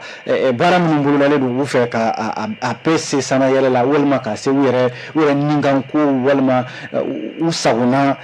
baara minnu bɛ n'u bɛ fɛ k'o kɛ confédération ko daminɛna ayiwa wariko ni fɛnw caman bɛ yen minnu kuma bɛ ka kɛ nin bɛɛ bɛ se ka nasɔrɔ a bɛ ka nin kuma minnu fɔ a bɛɛ bɛ se ka kɛ n'an y'a halisa an tɛgɛ di ɲɔgɔn ma ka ɲɔgɔn minɛ ka farafin ka gɛlɛya kungo min an dara min ka gɛlɛya an bolo kosɛbɛ o y'an ka ɲɔgɔn minɛ baliya de farafin bɛ kɔn ka ɲɔgɔn labila farafin bɛ walimɔgɔ kuma lamɛn kojugu ka tɛmɛ u farafin ɲɔgɔn kan hɛrɛ kan o de kama nin diyara ne ye nin kɛra komi sogo ka AES kɛra i b'a fɔ ko sogo ne bolo depuis don min na Mali ni Burkina jɛra ka communiquer kɛ ɲɔgɔn fɛ ko ni bin kɛra Niger kan k'a bɛ komi bin kɛra anw kan a don ne ɲɛji kun na jigin tellement a communiqué a kɛra i b'a fɔ ko ne yɛrɛ de ye biki ta k'a sɛbɛn c'est-à-dire an y'a dɔn sisan Modibo Keyita ka kuma fɔlen don Modibo Keyita ko k'ale b'i yɛrɛ ɲininka ko kuma jumɛn de la farafin bɛna dɔn k'a fana ka kan k'a damako kɛ bon bi de farafin bɛ ka commencer k'a damako kɛ o de kama bi an bɛ k'an yɛrɛ ye farafinya kɔnɔ AES bɛ ka laɲini fɛn o fɛn kɛ a bɛɛ bɛna sabati ni Ala sɔnna a ma ka d'a kan fɛn tɛ an tan na pétrole bɛ Niger bolo sanu ni jama ni fɛn a bɛɛ bɛ an ka dugukolo ninnu de kɔnɔ et puis hali k'a fɔ ko an ye pays continental ye o tɛna laban koyi don dɔ bɛna kala an bɛna bɔ kɔgɔji la jamanaw tɛ ka kɔgɔji ɲini Éthiopie tɛ ka kɔgɔji ɲini sɔnni a tɛna ɲɛnabɔ wa o kɔrɔ ko jaa pays continental bɛ se ka kɔgɔji sɔrɔ parce que kɔgɔji ko in tɛ se ka kɛ ka misali ta Libi ye kɔgɔji Libi ye kɔgɔji sɔrɔ Éthiopie ta bɛ ɲini ka sɔnni Éthiopie fana ta bɛna ɲɛnabɔ donc ni tubabu jamana kunu e hakili la ko an datugulen cogo la ko ni tubabu jamana kunu ko san t'a sɔrɔ pays voisin yɛrɛ ye sira d'a ma an ka taa kɔgɔji la wa ni tubabu yɛrɛ dama de kunu wa farafin fana ka kan ka hakili dayɛlɛ de sa quoi dɔ kɛra quoi e kana kɛ i n'a fɔ anw de bisilen don ko wɛ ko anw de bɛ to yan nɔ parce que an ye kɔgɔji tɛ ninnu bolo donc mun ka da anw ye u b'o kɛ anw na anw ye jɔn de yan donc ne kɔni bɛ min fɔ dɔrɔn o ye k'a fɔ farafin an ka ɲɔgɔn minɛ Mali ni Burkina Niger tasira min talen filɛ sira in kana tiɲɛ fiyewu an bɛ Ala deli o la an ka ɲɔgɔn minɛ an ka ɲɔgɔn kanu an ka halisa an ka ɲɛsin an ka jamanaw ɲɛtaga ma an ka lakanako min bɛ sen na n'u bɛ fɛ k'an déstabiliser n'o ye an ka ɲɛsin o ma an k'o kɛlɛ k'o bɔ an sen kɔrɔ. Ismaila Fane AES ko la Mali kɔni sera ka fara Burkina ni Niger kan ka se ka jɛrɛjɛkulu sigi Sahel kɔnɔ nka o Sahel kelen na bi awa senkan cayalen bɛ a Sahel in kɔnɔ an ye Ukrainiens ka kibaruyaw ye Tizan Waten ko la an ɲɛ b'a la halisa OTAN fana ni Algérie ni awa Libye général Khalifa Haftar ka kɛlɛcɛw bɛ ka na nin kɔnɔna ninnu na a b'a jira k'a fɔ yɔrɔ min filɛ Sahel awa diɲɛ setigibaw bɛ k'u ɲɛsin a ma anw dun fana farala ɲɔgɔn kan ko AES an bɛna an yɛrɛ bɔ a la cogo di AES ko bɛna taa laban mun na e ka jate la. Yani n ko o jaabi yɛrɛ juste 30 secondes yan rapidement c'est à dire n bɛ fɛn dɔ fɔ quoi jamana n'i y'a mɛn jamana ka kɛ jamana ye o b'a sɔrɔ a kiri sigilen don a sen fila kan o de la an ka débat bɛɛ la n b'a fɔ n ko ka magistrat bila condition bɛɛ la wagatiw tɛmɛna magistrat y'a ɲini ka cité dɔ ɲini u bɛ se ka bila u damana cité la u ka so la fɛn dɔ kɔni caman bɛ fɛn bɛɛ b'u bolo fɛn bɛɛ kelen b'u ye wa ils sont autonomes non o y'a dama kuma wɛrɛ n tɛna don o bɛɛ kɔnɔ mais u ka bila u ka condition bɛɛ la o mɔgɔ bɛ condition min na cogo min na u ka se ka k'u yɛrɛ ye quoi i y'a faamu parce que dɔ bɛna ɲininka la ko kuma k'u t'u yɛrɛ ye wa donc hali ni procureur ka fɛnw lajɛ ne b'a bila poste politique de kɔnɔ ka da mun kan parce que président de bɛ premier ministre nommé o de bɛ ministre de la justice nommé donc et maintenant procureur bɛ o ka bila kɔnɔ donc n'i y'a ye k'a fɔ Ibrahim Boubacar Keïta ka fanga nana bi a jubaju yɛrɛ fanba yɛrɛ bɔra yɔrɔ jumɛn n'o bɔra cour constitutionnelle ka résultat dicogo la parce que mɔgɔ minnu yɛrɛ ye cour constitutionnelle ka résultat dicogo de kɔnɔ donc ni le fait que mɔgɔ minnu yɛrɛ o kɔnɔ o de ye dɔ yɛrɛ fara tension yɛrɛ kan joona joona jusqu'à ce que président ye cour constitutionnelle ci donc pourquoi ne nɔrɔlen don cour suprême ta la n bɛ segin a kan u diyagoyalen tɛ k'a fɔ mais jamana ka lakana kama jamana ka se ka da coup d'état wɛrɛ kana kɛ donc a ka di ne ye u ka ɲɛfɔli k'an ye kun jumɛn na ni coup d'état kɛra bolo mina kɔrɔta k'a fɔ jara ka kuma dɔ kɔnɔ jamana sɛbɛn n'o y'a ka constitution ye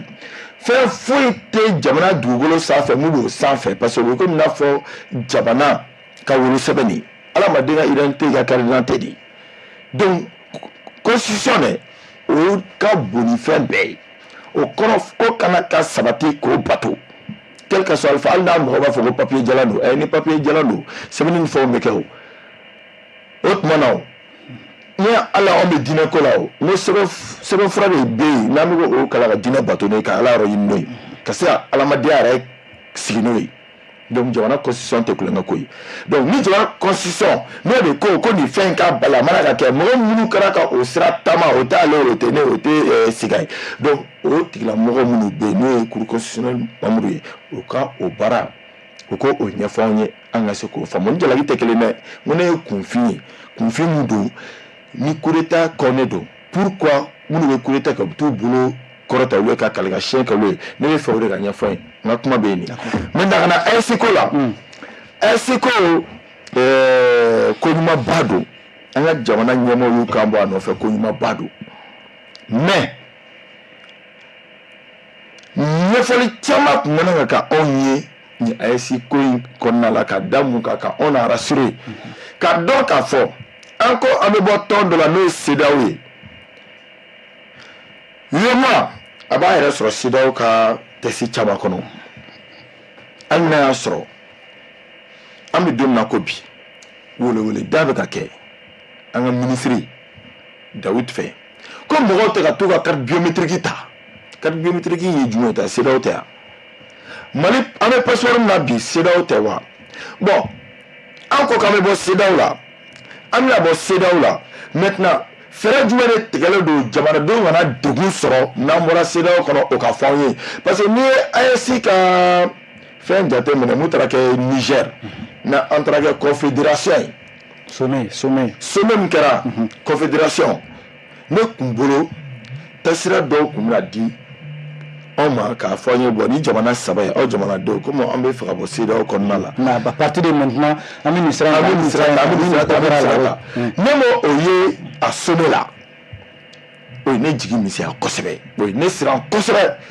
an ka minisiri ɲininkara affaires étrangères hali n'i y'a nin sommet in bɛɛ kɛra a kuma fanba bɛɛ kuma nafama yɔrɔ bɛɛ nana fɔ tubabukan na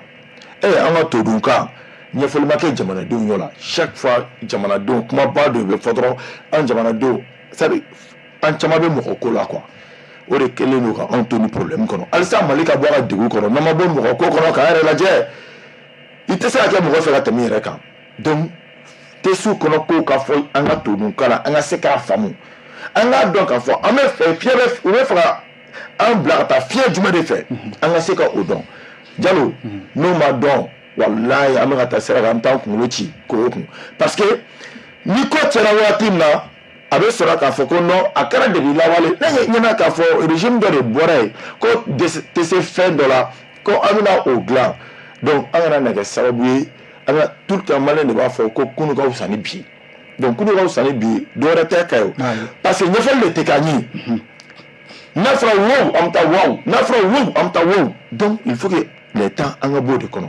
jamanadenw éveil de conscience maliyɛnw mago b'o la surtout an sifinw an ka bɔ mɔgɔ ko kɔnɔ an k'an ka intérêt viser wɔrɔkɔ kuma min nalen solution ma fɔ an ye o ko la an ka passeport ministre ye mun fɔ job ma ka kuma fɔ ko mɔgɔw kana siran ko parce que hali n'a bɔra seerew la ko jamana seegin bɛ yen k'an b'o kɔnɔ ka ban n'o ye UEMOA ye Sénégal tɛna se ka giribasa k'an bali ka don Côte d'Ivoire tɛna se ka giribasa k'an don Burkina bɛ o cogo la Benin bɛ o cogo la ainsi de suite mais o ma ne la rassurer donc an bɛ mun fɔ an ka ɲɛmɔgɔw ye AES u bɛ fɛ ka taa n'an ye sira mun kan u ko o fɔ an ye an k'o dɔn a ɲɛna yɔrɔ jumɛn na an bolo ni m'u féliciter mɔgɔ an bɛ kɛlɛ mun kɔnɔ diɲɛ mɔgɔ de ɲɛ bɛ anw na u bɛ fɛ ka na anw ta tiɲɛ an ka kɛlɛ kɔnɔ an ni puissance de bɛ ɲɔgɔn na o puissance dɔ jumɛn n'o ye OTAN ye o puissance dɔ jumɛn n'o ye États-Unis an n'o force min bɛ ɲɔgɔn na u bɛ fɛ an ɲɛ fɔ a mɛnna mun na an b'an kɔlɔsi diɲɛ kɛlɛ bɛna bi anw cɛncɛn fo ka jamanaw kunna n bɛ u fila bɛɛ région o yɔrɔ la Mali min an bɛ min fɔ maliyɛnw ye an bɛ don min na ko bi na anw de ko maliyɛn fanba de ko k'u sɔnna transition ka fanga mara cogo ma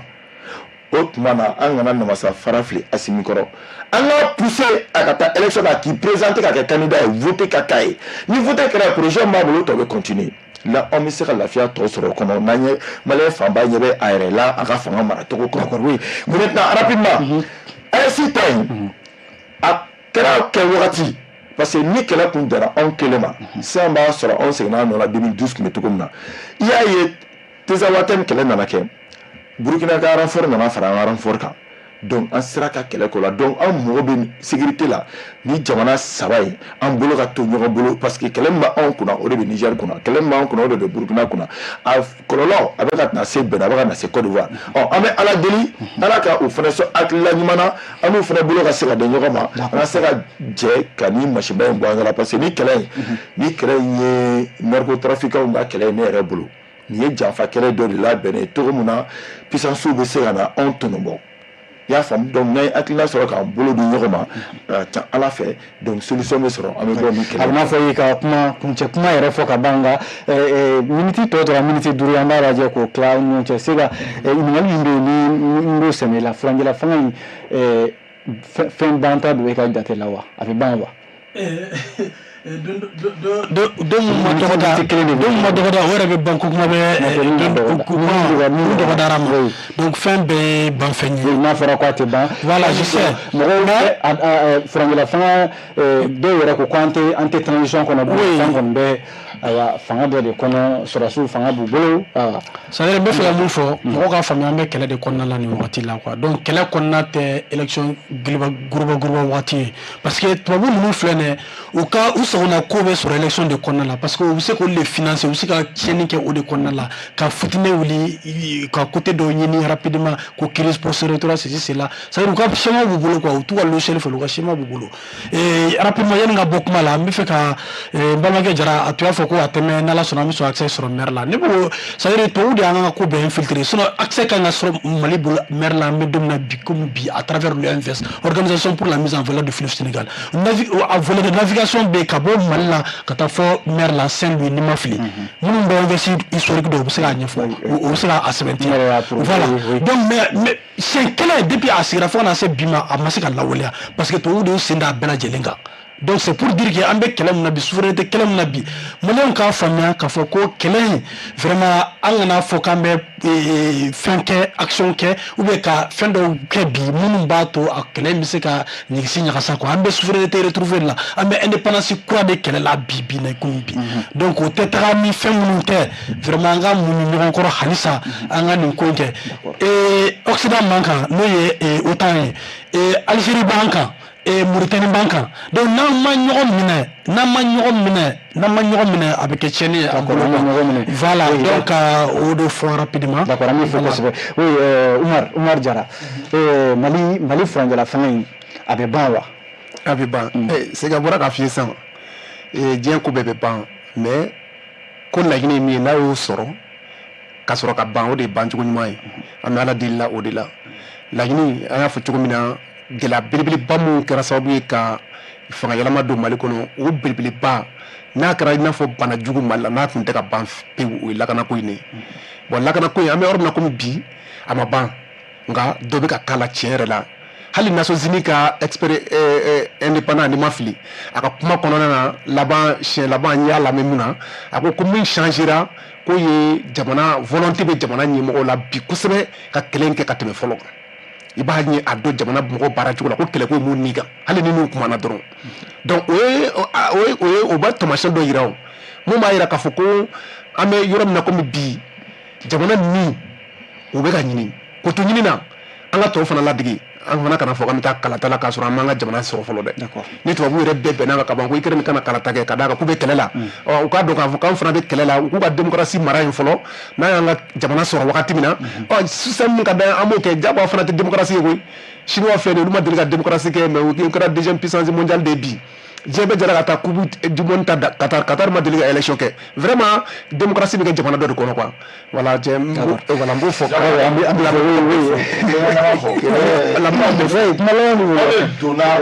tɔn mun bɛ démocratie kɔnɔ an ko kama bato an ni donna kɔnɔ an ni olu ta tɛ kelen wɛrɛ min olu ta ye n bɛ mun fɔ tabali kan yan ne y'a sɔrɔ tigi ni an bɛ Assimi de fɛ an b'a fɛ yɛrɛ a ka transition gestion ka d'an ye mun de b'an siran ka taa élection na o tuma siran bɛ ka kɛ n'a taara élection na a bɛ ci de yan pourquoi pas n'an b'a fɛ an dalen b'a la k'a bɛ ta ko jama b'a kɔ an ka taa élection na a ka sigi ɲɛ kelen an ka bɔ nin kɔnɔ a ka tɛmɛ n'a ka projet tɔ ye donc il faut que an ka taa non n'a fɔra ko cette élection kɛ ko an ma référendum kɛ k'an to kɛlɛ kɔnɔ référendum ma bon élection présidentielle yan ou bien an ye non o solution o bɛ jamanadenw ka hakilina de bolo o bɛ jamanadenw ka n y'o de fɔ éveiller conscience an mɔgɔ b'o la n'aw bɔra kɛmɛ naani minɛ ni nin ta fɛn fila minɛ ni wala ni show la à ce moment an bɛ an jɛ mɔgɔ sigi ka bɔ kuma kɔnɔ est-ce que an ka bɔ nin kɔrɔ ka taa élection na a nafa dɔ ye jumɛn n'a fɔra jamana loi bɛ taa voter yɔrɔ min kɔnɔ bi o tɛ yen CNT de bɛ yen n'a fɔra CNT mɔgɔ bɛ sɔrɔ commission ɲɛmaa dɔ fo ka taa jamana ɲɛmaa dɔ k'i bɛ t'o éliminer jamana kelen tɛ fila tɛ o y'an donnen kɔlɔlɔ kɔnɔ n'a y'a sɔrɔ n'an tun bɛ élection kɔnɔ thème est là démocratiquement ni kuma tɛ se ka bɔ da donc o ye déclaration de guerre de an ka bɔ nin kɔnɔ an ka taa élection na pour que maliyɛnw ka u sigi mɔgɔ dalen bɛ mɔgɔ min na k'olu bila an ka assemblée kɔnɔ olu ka se ka loi ɲɛnamaw voter an ye donc ne bɛ mun fɔ ala ka jamana ala ka suma ala ka ɲuman bɛɛ ma amina an bɛ fɔ kosɛbɛ an ka ɲɛmaaw ala k'u lakana amina an bɛ fɔ kosɛbɛ Ismaila fana e ye jamana kanu o kuma mouvement jamana kanu o kuma lasela ye an bɛ fɔ kosɛbɛ Umar Jara convention pour le Mali e o tɔnden dɔ ye an bɛ fɔ kosɛbɛ Ibrahima Sega Konare plateforme an ka transition dɛmɛ an balimaw jama ko di ni kun y'a ta ko 150 ani 8 de an balimaw an b'a sonsoro yan ni ala sɔnna an kana ɲinɛ maa minnu ma se k'a lajɛ ni ala sɔnna sini sibiri nɛgɛ kanɲɛ 8 mana tɛmɛ ni sanga 30 ye a bɛ se ka jɛmukan lajɛ